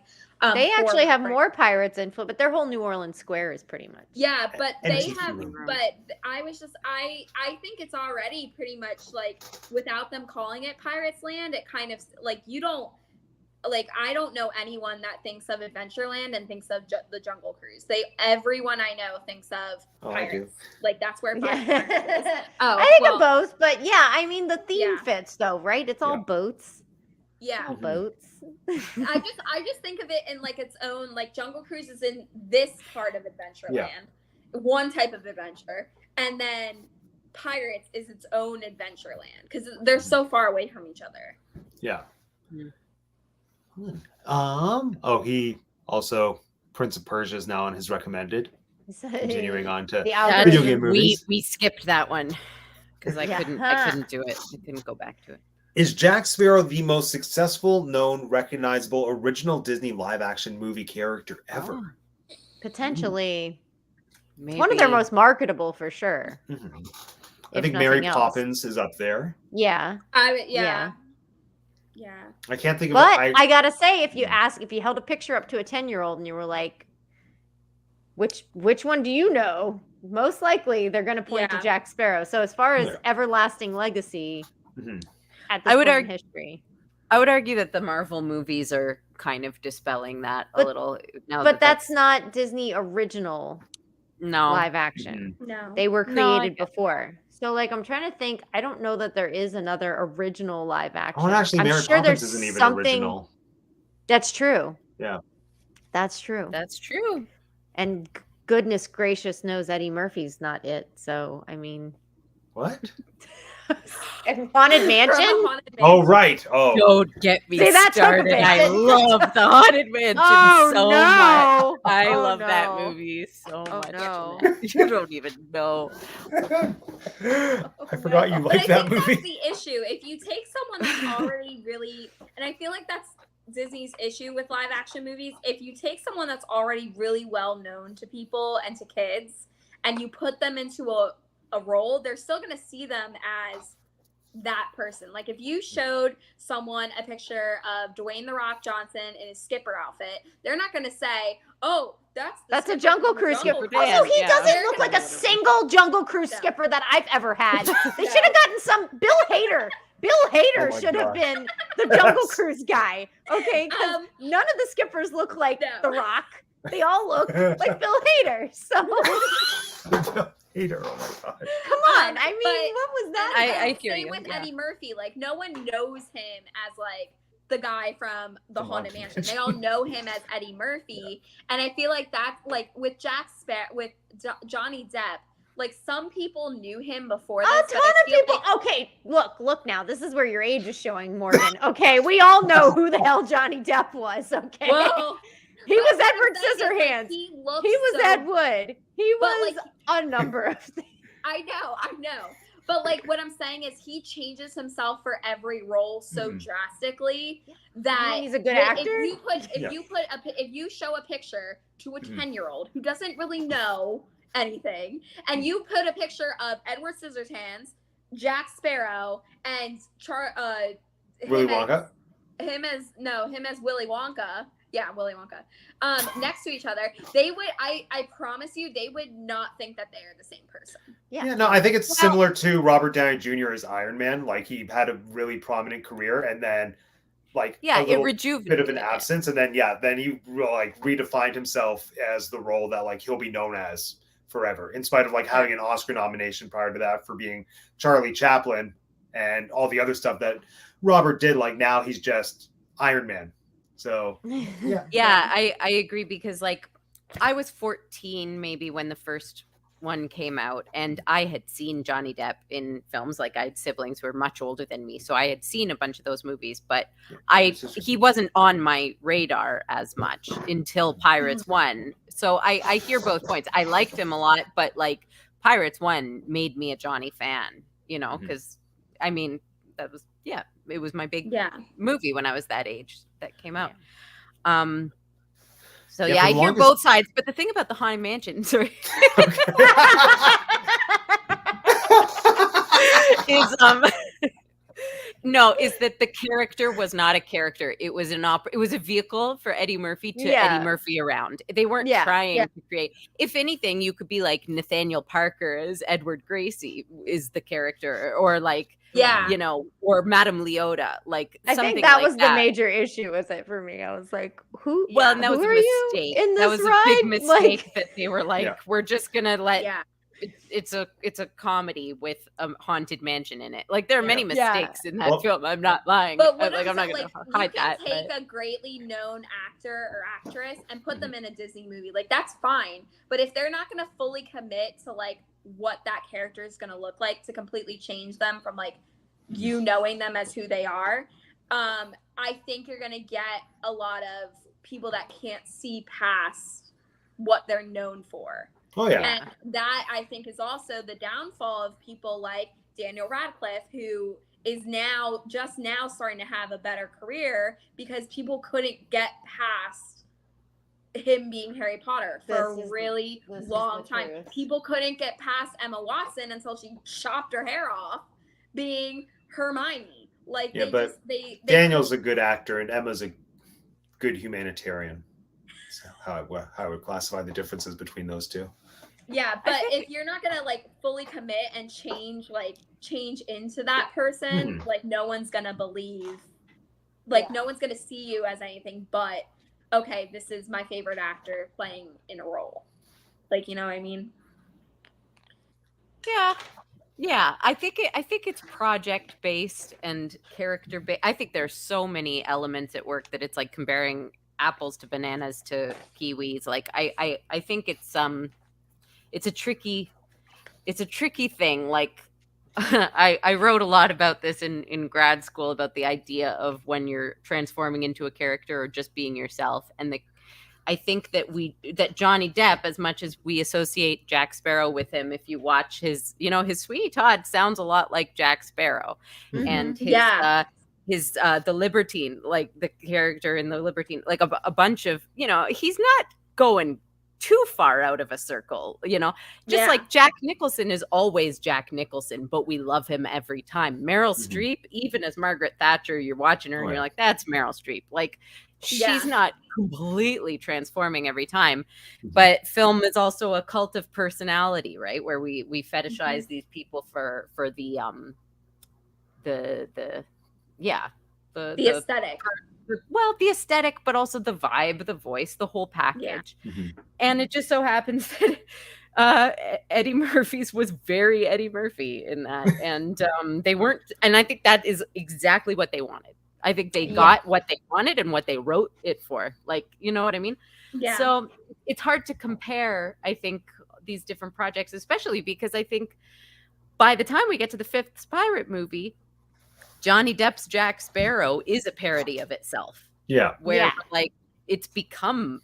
Like, I think even if you're okay with that and happy about it, like I am, you can still recognize that and know that's what's going on. Absolutely. Yeah. So it's a tricky subject. I think. No, like as the movies went on, I started to see more Johnny Depp than Jack Sparrow. It started to feel more like seeing a friend at a costume party dressed as Jack Sparrow than actual Jack Sparrow. Yeah. Which I guess leads into like the big question I wanted to ask, which is, now that we've seen this movie recently, how do we feel the franchise evolved? If you just compare the very first film to this, what works about the direction it went in and what doesn't work? I'll go.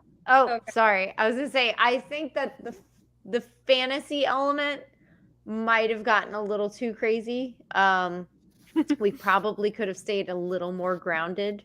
I think the third one should have been the climax of the fantasy, and then it should have brought us back to, maybe it could have gone darker instead of going crazier. And instead they tried to do both, and I don't think that necessarily worked. You also lost some original characters, and as much as I really could give two hoots about their love story, I think that they could have played a really good role, especially with him being tied to the ship. That could have played like that's a pretty good little issue to be in. So yeah, that could have played a much larger role. I think I don't know that anybody in this crowd would argue that the first one is definitely better than the fifth one. So I mean, like, that's pretty obvious. Morgan. So I think they I really feel like there's a disconnect between the first, like, I feel like they had a direction for the first three. They knew, and it's like any good story. If you don't know where you're going, it's going to be really tough to get there. And I feel like with the first three, they knew where they wanted to go and they knew how they were going to get there, and they got there, and it sold it so well. Like, every single character had a great arc. Every main character had a great arc and had like a really good story, and like you could love them. And I feel like with the fourth and the fifth, they just threw all that out the window and we're like, we're gonna start from scratch. And it like that's kind of how it, and we're gonna just forget about everything we just went through, and we're just gonna go and play into what people want. And I feel like that's like why it didn't hit as nicely, because I feel like Jack had gone through this huge arc in the first three movies, and then they just threw it out the window and they're like, no, he's just a silly drunk. Yeah. Which I was like, no. And same with Barbossa. Like I do see his arc still in the fourth one. It's in this one that it kind of like things about him that like you guys said, him falling off the just letting go and sacrificing himself. I was like, what? You just found your daughter that you seem to be obsessed with. I don't understand that. And you're just gonna let her go? Like, I was like, when you could just like kick him off with your fake leg and send him to peril? Like, I didn't get it. So that's what I don't, that's why I'm not sold on these last two movies. And I think also they tried to give some of the other characters stories, and it would like the movie would start out one way and then it would end in a completely different way that you're like, but how is this the same movie? So that's what I'm just that's what I think. Yeah. Kristen. Yeah, I agree with everything that's been said. I think that they stopped serving the story long ago. I think that's just sort of what it came down to. Like I was just talking about the cult of personality, and I think that that's what the whole thing became with Jack Sparrow. It just became not even five, because the first film, like he was used beautifully and he was a breathtaking character, and then we saw too much of him.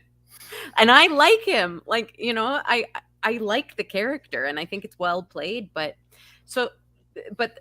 even that aside, I think like,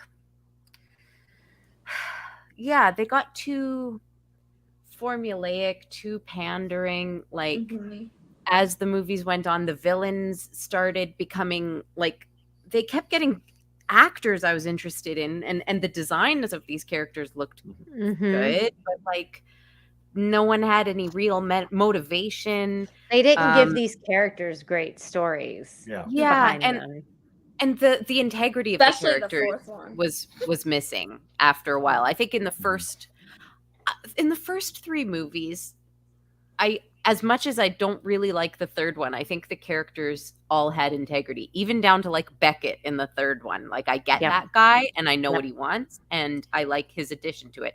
Calypso, I don't quite understand where that went, but I loved her, you know? She's like one of my favorite characters ever. Yeah. I love her so much. She's fantastic. And Davy Jones is maybe my favorite. Like, I don't know. Well, and Barbossa.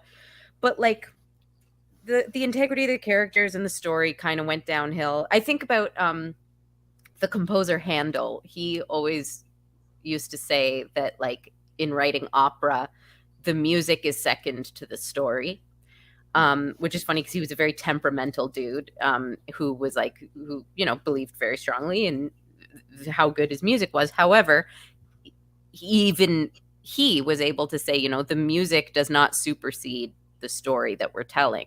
And then this was this is a little music history minute with Kristen, but like where virtuosity was coming into play, where singers would start making demands of composers, like put it in a different key or slow it down because they wanted to show off who they were. And he got so mad at a soprano one time that he dangled her out of a window by her ankles until she agreed to just sing the song as it was written. So obviously don't do that. But like, I think, but I always about cancel culture. Yeah. George Frederick Handel dangled his soprano out a window. Yeah. But it's an interesting story that I think about a lot when, you know, I think people get too precious about performances or characters or like, you know, the look. I don't know, like, and that's how I think Jack Sparrow went. He became that soprano, you know, Not Johnny Depp, but just the studio and Jack Sparrow. They were like, it's all Jack. It's all about Jack. And I'm like, what happened to this amazing adventure story we had? Yeah, no, it was Fonzie jumping the shark. The ghost shark. The ghost shark. Or the shark jumping Fonzie in this. Exactly. Yeah. Honestly, though, in this movie, Jack is not who I remember. Yeah. Like, I could not tell you, like, other than the first scene where he's riding the gold, I don't really recall him, like, really, like, it kind of seemed like he wasn't even in it. Like, if he had not been in it, I wouldn't have really missed him. Yeah. Well, in 4 and 5, he's a bad pirate. Like, he's drunk all the time. He's sleeping on the job. He's just bad. He's not fooling anyone. He's not tricking anyone. He's just like falling and ruining things. And like in the first one, as much as he's like, you know, he has his wits about him in the first one. Yeah. Yeah. He's good at what he does. And so when he says like, you know, you'll always remember this is the day you blah, blah, blah, it holds water because you're seeing it. Like he produces results. But in this, you're like, there is no method to his madness. It's just luck. It's been luck the whole time. I don't know. Yeah, no, the first one, like, just he walks this incredible line of seeming like doesn't know what he's doing, but then you just know that he does. Like the moments when he needs to be in control, he takes control. And like I'm just still in constant awe and in love with the part when he talks Barbossa into becoming a Commodore, and he's like, do this, and then I'll sail Black Pearl under your colors, you get to be a Commodore. I'm like, yes, this character is amazing. This is why you got the Oscar nomination. Yeah, exactly. But then we lose that because then it just becomes very surface and very superficial and all this stuff. I think that's a mirror for how the franchise went overall. Because, like I've said this in past weeks, I think the first movie and by extension, kind of number 2 and number 3 worked so well because they were giving us all the tropes of the genre, but then they were adding a lot more nuance and subverting some stereotypes in ways that made everything work perfectly and everything was perfectly balanced. But then you get to 4 and 5, and then it's just become like it feels like it's reverted back to what the genre was before the first 3 pirate movies. Like then it just becomes mindless adventure that I'm not invested in. Like, did they break open the bottle for the Black Pearl in this one? Yeah.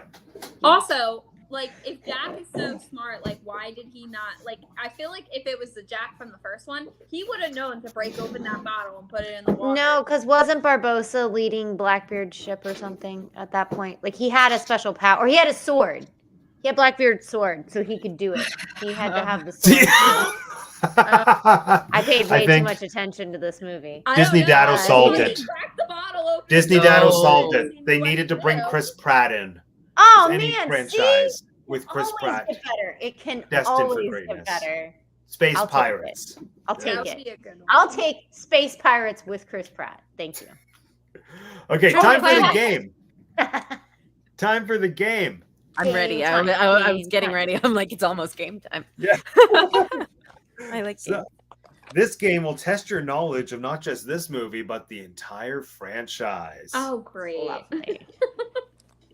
So I am going to read you a quote from one of the movies. You have to tell me which movie this quote came from.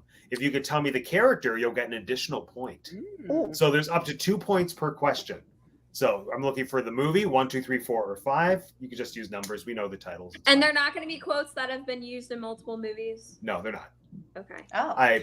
Yeah, like Pirate's Life. Yeah. Like, what does that mean anymore? Savvy.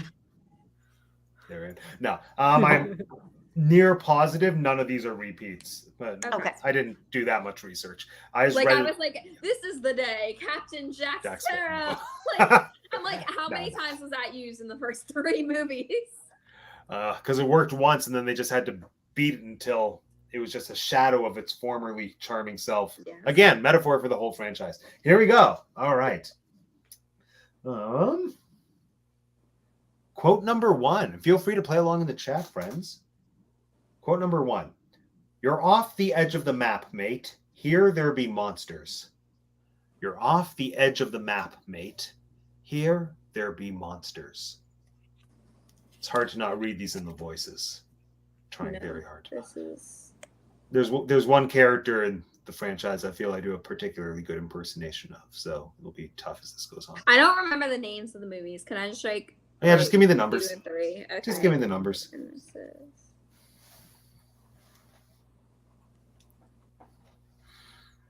All right. Everyone have their answers?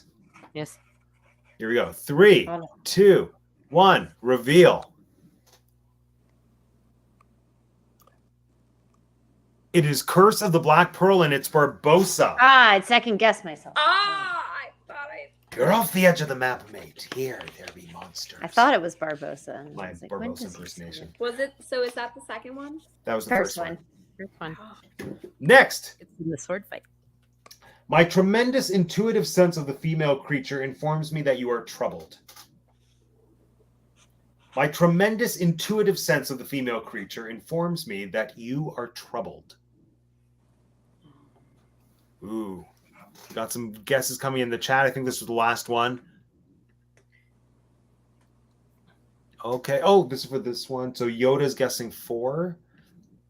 Disney Data was also guessing the Mermaid movie. I'm can't just changed believe my I answer, and I might probably have- just screwed myself. I All think right. I got the name of the movie, right? 3, 2, 1.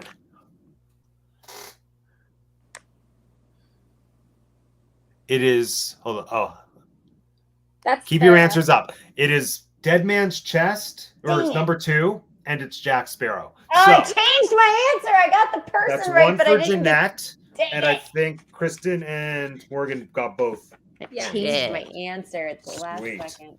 Dang it. Oh, Disney Data. Were you here? Were Yeah. you not here Yeah, last week? exactly. Exactly. The one glimmer of hope, I think we can agree the mermaid scene was done right. Robbie, again, favorite director, even though he's misguided. He's giving us live action Little Mermaid, so he's the one to do it. This I'm gonna mermaid will be say- swimming in the background somewhere.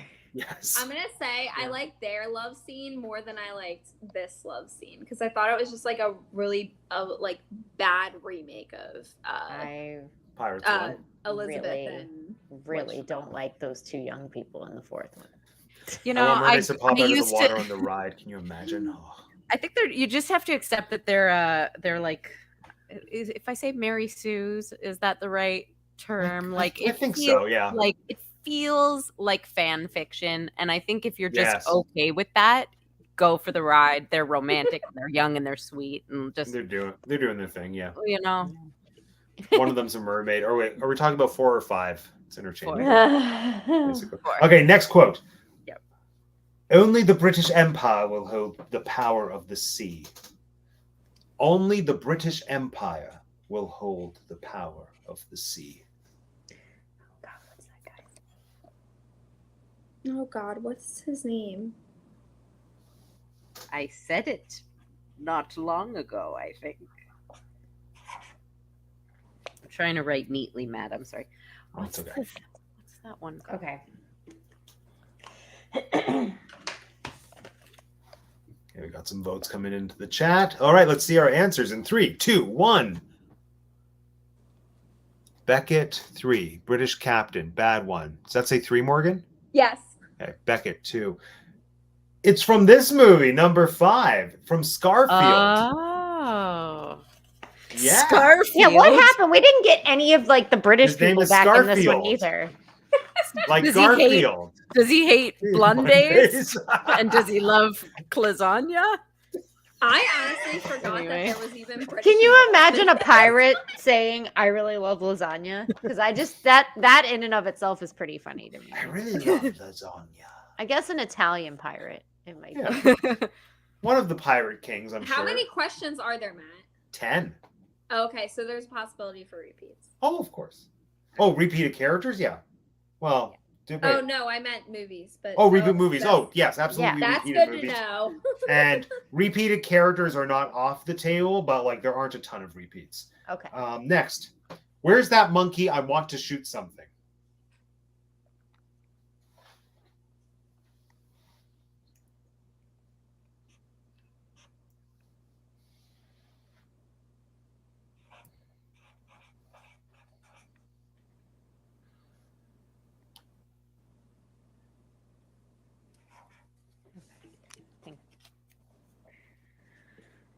Methinks. All right. No. And answers in 3, 2, 1. So it is Jack. You all get a point. And it is number 2, Dead Man's Chest. Woo woo. Boots. Okay. Dang it. Next. For certain, you have to be lost to find a place that can't be found. Elseways, everyone would know where it was. For certain, you have to be lost to find a place that can't be found. Elseways, everyone would know where it was. Hmm. Okay. Whee. Wait. Oh, I messed up my notes. Well, good. Okay, answers in 3, 2, 1. Got Gibbs. I couldn't commit. I need you to pick one, Morgan. Gibbs.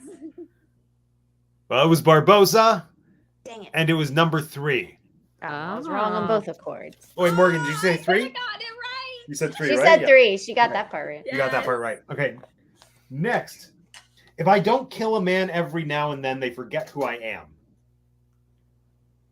If I don't kill a man every now Oh. and then, I know who this they is. forget who I am. Got it. Oh shoot! What was his name? It's on here.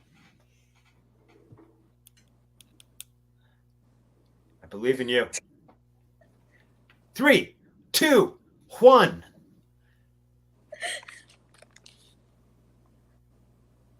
Oh, it was Black.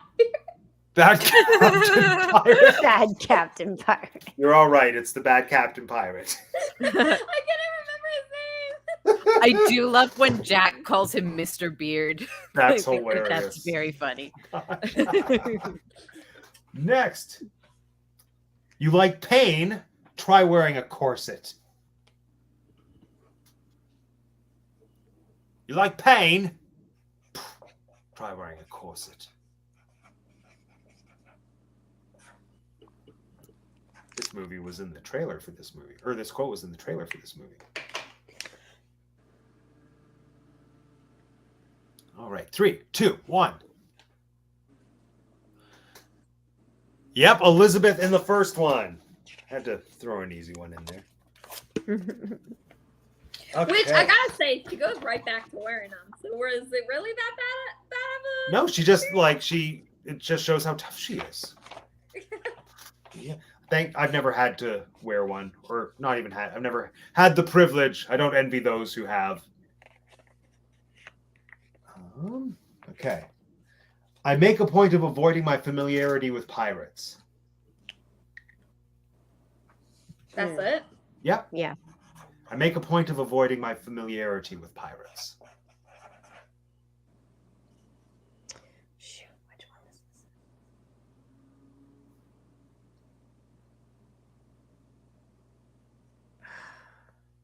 I'm gonna hate that I'm second guessing myself again. All right. In 3, 2, 1. Wait, I didn't write down his name. Ah! Good British. Good she British. says. 3. We are looking for Curse of the Black Pearl, I knew it was the first one. Dang it. and it's Will Turner. Turner. Oh, you're right. You're so Ooh. right. Yeah, I thought it was Norrington. I think we all thought it was Nora. I know. I thought that would be an easier one. Okay. That's why I thought it was the third one, because I was like, oh, he's back on good graces, so he can't remember that he's like was in with the Pirates last one. I prefer Pirate Norrington. Yep. Me too. Yeah, I Yeah, miss that's- Norrington. It's most genuine. You just watch Smash. He's there. Okay. Um. Probably won't. Yeah, no, don't. It's actually it's not a great show. Oh my gosh, how good of a thing would it be if they, if Will went to the land of the dead and found Norrington? And they fell in love. I would- Aw. Oh, That all could be a right. new story. That can be in the Pirates What If. Yeah. I'm sure I can find something for you on Tumblr. I'm sure the fan fiction is there. No, don't. Alongside some Scared. art. Next, We will fight and you will die.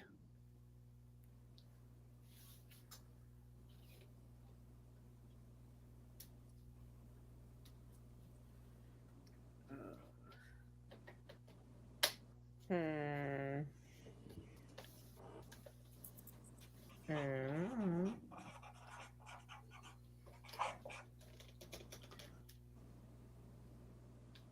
Hmm. No. Trying to remember if he's.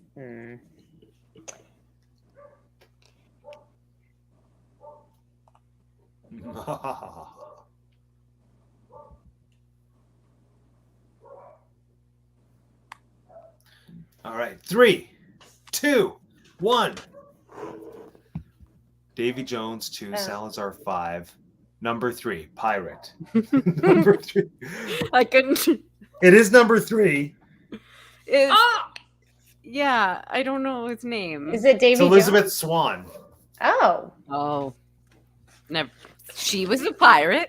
She was okay. She goes, she was a pirate. She was a pirate. You're right. I You're not remember wrong. her saying that. I think it's at some point during her like Henry V-esque speech. She's like, "We're gonna fight them." Then someone's like, "We're not going." It's like, "Well, then we will fight and you will die." I think that's how it goes. Huh. Yeah, it's a thing that happens. Next, which one do I want to do? I'm gonna save my favorite quote in the whole franchise for last. So this is second last. Ahem. Okay. Are you my jolly sailor bold? Oh, Jesus. What? Are you my jolly sailor bold? Jesus. Do I not like listen to these movies when I watch them? Half of these quotes, I'm like, I don't remember anyone saying that. This part was so funny. I thought it was funny. I love this part. Oh, it's like the only good part of the movie. Yeah. 3, 2, 1.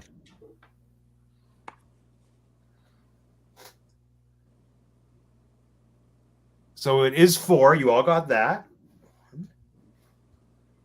And it is Tamara the mermaid. Oh, Yeah, Jesus. the first one. So did I get that wrong because I put Serena? I should have just wrote mermaid. Dang it.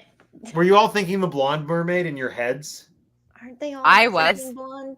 the Oh, first Serena's one. not blonde. She's a brunette. I Yeah. can't. Oh, you were The thinking the first- main mermaid? Yeah, you don't get the Yeah, point. I put Serena. The first mermaid. I we put see Penelope things. Cruz. Oh, you put. Oh, never mind. Just Kristen gets the point. Okay. Only There we Kristen go. gets the extra point. I made the point of narrowing it down. I almost wrote mermaid, and I didn't. If you just wrote write mermaid, I would have taken that. I know. Now I realize that. No, it was the one that looks like Amanda Seyfried. That's not Amanda Seyfried. And final question of the regular round. Would you love me if I was anything but what I am? Oh. Would you Oh. love me if I was anything but what I am? Oh, heartbreaking. So good. If it's who I think it is, I think I'm imagining this scene correctly. All right. And answers in 3, Dang it. 2, Okay. 1. Oh my gosh. Calypso 3 is correct. What is 3 called? Oh, at World's End. I At just World's End. remembered. I've Yeah. forgotten this whole time. All right. Dang it. Now- I remember. Your current point tallies are as follows. Jeanette has 10. Morgan has 9. Kristen has Whoa. 17. Oh, okay. That's more like it. Okay. How many would we all More like to behind wager? Jeanette? I must be close. I'm going How all many in. what would we like to wager for the last question? All in. Oh, okay. All in. All of it. Oh, love it. So, much like before, and much like this game as well, 2-part question. If you got one part, then you double your points. If you get both, then you triple your points. Here we go. Oh, and this one is slightly different because you don't have to tell me the movie because it's the 5th one. You have to fill in the missing word and tell me the character. So complete the Oh. quote Yeah. and tell me the character. Okay. Here we Great. go. I am not only an astronomer, I am also a blank. I am not only an astronomer, I am also a blank. We're looking for you to finish the quote and tell me the character. Oh my god, what did she say? No shame in that, love.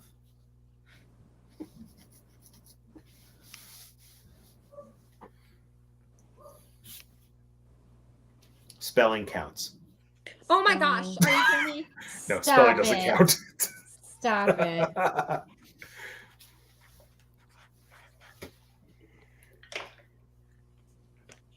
Well, I'm glad you said that. I really think. Oh wait, hold on. I think.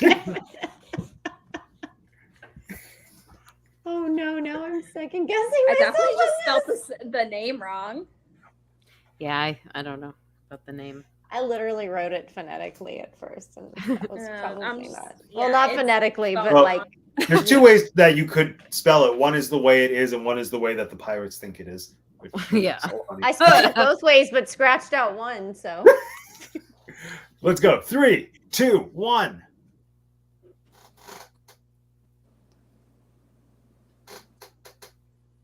Karina. Yeah, so it is Karina. I got that. Kristen, what does your word say? hers. Oh, hers. What? Yeah, read your word to me. Horologist. Okay. Tinker J, read your word. Horologist. Morgan, read your word. Or Hers says bottom. Horbotomist. I thought that's what that I knew Horbotomist. like a whore, but I couldn't think of what they like the exact like term of it. Horbotomist. I thought that's what they said, horbotomist, because then she would be like on the bottom, like you know. Oh no, I got it. we got it. Is that not it? Is it what they said? That's It's a so horologist. funny. That's so funny, Morgan. Morgan won. I don't care. Morgan won the game. Right? That was the Here we go. perfect finale. Horbotomist. We're bottomist. Perfect finale. Do I I not love get the it. points for that? You won, Morgan. Points don't matter. You won. Oh my god. That's what I won. Good job. Yay. It's like magic in the pirate series. They don't Don't mean really anything. know why. Well, Bono took my win away from me. Oh my goodness. That's so funny. Horbotomist. I have to put that on a shirt now. There it is. I'm not only an astrologer, I'm also a horbotomist. Fantastic. Oh my gosh. Okay. Woo! And then Well, under that, you have to have what they say, like the vertically inclined. Yeah. Doesn't it make more sense if she would have said that though? I yes, but I don't think that's the scientific I term. mean- I don't think that's an actual scientific word. What is horologist? Yes. Yeah. It's It the was study, study of time. time. Oh, Yeah. I was thinking the study of plants. No, that's which is a herbologist. herbologist. Or a botanist. Or So if you bot- mix the two, you get what A you said. botanist. We're getting closer. We're Very getting close. I closer. think I'm getting Harry Potter confused. There's so many jokes I want to make, but I try to keep the channel PG-13, so I'm not going to. So there it is. I'm on summer break here, so my brain's like no. Well, I don't think there's any better way to close this off. Any closing thoughts on this movie or the Pirates franchise as a whole that we I haven't have touched a on? question. What's I that? have a question. So in the fourth one, when he looks into the bottle, because now that you've seen the fourth one, I need to ask you this. When he looks into the bottle, when Jack Sparrow looks into the bottle, he sees the monkey and he sees the parrot. We never see like most of the original crew again after they get it out of the bottle. So do you think the original crew was on that ship and died on that ship? Especially the guy with the parrot, because they never Cotton? were separate. I mean, it makes sense. I just don't want to believe it. I don't know why I like God. And if they did die on the ship, where did their bodies go? I feel like their bodies would just be in the bottom of the ship when it. This is more signifies. inexplicable magic that happens in the fourth and fifth movie. Yeah. Because we get the monkey back when the ship opens, but we never got the bird back, which the bird was clearly in there bird too. was in the ship. They probably ate the bird. This is the real cliffhanger that they wanted to leave you with, Morgan. This was the actual I just cliffhanger wanted that to you know were what you supposed Instead to. of Davy you guys Jones love coming it. back somehow. Yeah. Yeah. Oh, that Yeah. cliffhanger. And it's like we got rid of so many memorable, lovable pirates from early on and replaced them with Scrum. That's his name, Aw. right? We did Listen- get 2 people back in this one. We got those cool guys from the first one. Yeah, but then didn't they promptly die? No, they never got around to killing them. They killed a lot of other people. Oh, that killed okay. Oh, them. yeah. Yeah. I'm not gonna lie, like the fight scene started and I was like, okay, I'm gonna just like I don't love this part. I'm gonna do some dishes. I'll just listen. And then I'll come back to it when it's done. And then I did like all the dishes for so long and it was still going on. I was like, "Are you kidding me? They're still like in the water with the trident or whatever. Anyway, so yeah, I don't remember much. And I've seen it multiple times. It's just that I end up doing that at some point each time. Yeah, Scrum's not that bad, but he's not all that good. Wait, who's Scrum? Which one's He's Scrum? just He's the the one they Jolly picked up Sailor in Bolt. 4. Oh, They picked up in right. 4. That's the cap, Yeah. the temporary captain. Yeah, Jolly Sa- from yeah, the the one fourth- who's he's from the singing. 4th one. Jolly Yeah. Sailor Bolt, the one who wants to kiss from the mermaid. Yeah, like, and he's not. I don't know. I think the actor's doing as good a job as the actor could do, but I'm like, I who's think this that's guy? the summary of the franchise. 1, 2, Yeah. and 3 were good, and then we got Scrum. Just like, Yeah, they tried. I'm glad they all got paid. Just more than the folks working on Paradise Square can say. Apparently, hashtag Broadway World News. Oh. I'm really happy that Jack got the Black Pearl in the end. And Yes. Yeah. And that's why I can't imagine there being a 6th one because, well, I guess it's not going to have Johnny Depp in it. But, like, the fact We don't that know. that wasn't supposed to be the We end don't of know. Jack Sparrow, like, I was like, really? Because that's kind of the perfect ending. See, I kind of wish the Black Pearl went down with Barbossa because I feel like, I don't know, that would have been poetic. It's not I a would have been ship. content for the Black Pearl to Yes, be which gone. And 2 would have been Poetic is not something I would describe 4 or 5 as. So I don't Yeah. think that was really Yeah. in the cards for us. I know. I can dream. I did. Right. I did like the ending with Will and Elizabeth. I felt that was a little bit approaching poetic, but Yeah. Like when they're on the hill or when he has the nightmare and then the fish man is back. both. Oh. Because I love Davy Jones. We There's forgot a about the nightmare in post the credit. Fishman. the I tried to post-credit. look at the That's what post credit the- scene. They don't let you watch it on Disney Plus. I fast forwarded to the credits Oh, to I try to. watched it on Disney Plus. No, I watched it on Disney. I must have Plus. fast forwarded past it. What was the? Because Yeah. I even said I was like, oh, is there an extra scene? He Yeah. has a nightmare. He's in bed with Elizabeth. Okay, everybody, we're gonna describe it for Janelle. Okay. This is perfect. This is our credits. We're gonna hear it. Yeah, he's asleep with Elizabeth beside him. It's very romantic. Well, and by he, I mean Will. And it's peaceful home. You think happily ever after, right? But then all of a sudden you hear like heavy footsteps outside of the door and a looming shadow. And the door creaks open. And we hear these thudding footsteps and whatever sound effects. And then all of a sudden, it's a claw. And then he wakes up and he's relieved that it was all a bad dream, and he holds Elizabeth close and they go to sleep, but then the camera pans down under the bed, and what is under the bed but barnacles? I love how we just got like a mini episode of your podcast. Yes, exactly. That was the perfect. Perfect. Episode 201, the barnacles. Barnacles and Barnacles. Davy Jones. So where do we think the 6th one's gonna go? Do we think it's gonna go off of that? Not there. They're talking To the about moon. some Moon woman pirate. pirates. Moon pirates. Yeah, well, it'll be space pirates. Like, what There else you can we go. do? We've been to the underworld. We we've need been to the there, Chris we've been Pratt's to the- Chris Pratt space pirates now.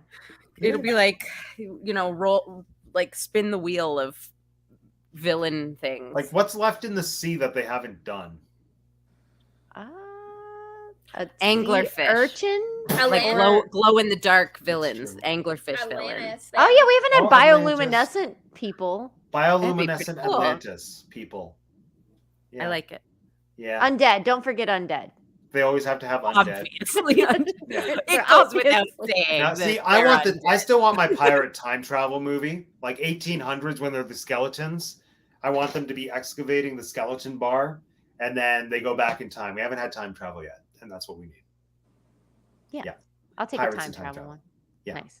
Yeah, and Margot Robbie will be there because we already know that's how that's going somehow. Yeah. She's But- in everything, and Yeah. So Right when after is the Witness. next Ian's Pirates movie. supposed to come out since she's currently filming Barbie? Oh, they're not even shooting Yeah, the no. next Pirates. Like it's Oh. gonna be It'll take as long as a Guardians movie takes. better than as long as a Pixar sequel takes. So there we are. Or an Avatar sequel. Could go that Oh. far. Freak. Way of Water. Oh my god. Can't wait, but I can. All right. Well, with that, everyone, any other closing thoughts on the Pirates? Just love it. Yeah. Like Pirates. Kristen, we'll rewatch all of them regardless. I want to go watch like on Stranger Times right now, or like at World's End, or you know what? Yeah, I don't care. Haunted Just any one of Mansion. them. She's gonna go watch. She's like, I'm off to watch Haunted Mansion now. No, Tomorrowland. That's my guilty pleasure. Bad Disney park movie. Really I like interesting. Tomorrowland. I only Yeah. saw it the once. I've seen it like 1.5, maybe 2 times, but from what I remember, I liked it. Hmm. Yeah. Like I like retro Disney Small World at the beginning. I thought that was a nice little connection that they made there. When it gets to the time travel, that's one time that I don't care for time travel because they didn't do it right. But you know, it's whatever. I First don't 2 think thirds. I ever saw Tomorrowland. It's a movie think that exists. Were, It's were fun. there 2 movies that came out like relatively the same time that were basically the exact same thing? Are you thinking of Wrinkle in Time? Yes. Yeah. I saw Wrinkle in Time. It's better than Wrinkle in Time, but that's not. Hard. Oh, I don't know. Well, I didn't mind that. I liked Wrinkle in Time. Yeah. I preferred the made-for-TV movie from like '98 or '99, The Wonderful World of Disney one. That was so good. Yeah, New Wrinkle in Time there were choices made. You know, I also feel like Wrinkle in Time's not easy to turn into a movie, and I think They got it. Yeah. Sorry. Oh, I was just gonna say I think this movie proved to me that it's not easily turned into a movie. When's there going to be a cool remake of the Phantom Toll Booth? Oh, not soon enough. Let's do it. Let's just do Yeah. it. Why not? Teacup for One Productions in a co-pro with Dark Cold Night Podcast. Phantom Toll Booth, the unauthorized film. That'd be great. It'd be so good. We'll talk. All right, well, that's it for Pirates, I guess. Yes. Now we're just pitching new movies that are going to be better. Yay! All right. Well, thank you everyone for joining us. Yeah, this is it for the Teacup Movie Club for a little bit. Don't worry, we're coming back. We're taking a summer break because I'm directing a play and I'm too busy. So it's selfish reasons, but we're going to be back end of August. We're starting up. And next up is the Roald Dahl movie marathon, which I've been wanting to do for so long, and it's finally happening because things fell into place. And I was like, now's the time. So we're going to watch our way through all those movies about magical realism and terrible adults who are borderline abusive, but then the kids find magic and it's all okay. That's every Roald Dahl movie, and I can't wait. So, woot! Hopefully, I think everyone is joining us at one point or another. I can't remember. Maybe you are, maybe you aren't. Hopefully, who knows? We'll see. But until then, hooray! Everyone, tell us who you are. Do your sign off. It'll be great. Morgan, you're first. So I'm Morgan. I'm from Teaching Disney. You can find me at Teaching Disney on YouTube. I have a bunch of stuff coming up. I'm going to Food and Wine this weekend. So Tasty. if you're not following me on my Instagram, you're definitely going to want to follow me there because I'm probably going to do something similar to what I did with the 4th of July treats. And I have on Wednesday next week, I have my Teacher's Corner live stream where I have a few awesome guests coming on. So really excited about that. And other than that, we got regular Pin Wednesday videos coming, and yeah. Woo! Thank you, Morgan. Thank you. Bye. Bye. Yo ho, what's up? So you can find me over on TinkerJ787 on Instagram. You can find me on We Like Theme Parks. We just also did our Food and Wine anticipatory review. We're breaking down all the booths one by one, and we're going to continue next week. So you can tune in and get our take on that. And yeah, you can find me here on Teacup for One. Woo! Thank you, Jeanette. Hey, you can listen to my bedtime ghost story audio drama podcast On a Dark Cold Night. You can find that on any podcast app. You can find it at KristenZaza.com/podcast and catch up on the last 200 episodes, which is seasons 1 and 2, and look for season 3 starting August 1st. Oh, I can't wait. Thank you, Kristen. Oh, I cut her out. She was about to say thank you. Just trust me. I heard the th. There we go. And if you're watching, this is my channel. Please subscribe if you haven't subscribed already. Keep an eye on the channel because even though we're not going to be doing weekly live shows for the next 4 to 6-ish weeks, I'm going to be doing regular videos. So all the pirate videos that I wanted to do coinciding with this, those are finally going to come out. So keep an eye out for that because that'll be fun. Lots of pirate history. Stay tuned because, again, we're going to be doing the Roald Dahl movie marathon. So think of things like Matilda, Willy Wonka and the Chocolate Factory, James and the Giant Peach, Fantastic Mr. Fox, The Witches. There's one other one. I can't remember what it is, but they're so much fun. Can't wait for that. And at some point in August, I'm going to be doing another Teacup Trivia Night. Hooray! So, lots of fun things coming around. But until then, friends, my name is Matt and I have 2 degrees, and this has been the Tea Cup for One, yo ho ho, and a bottle of rum. How do I end this?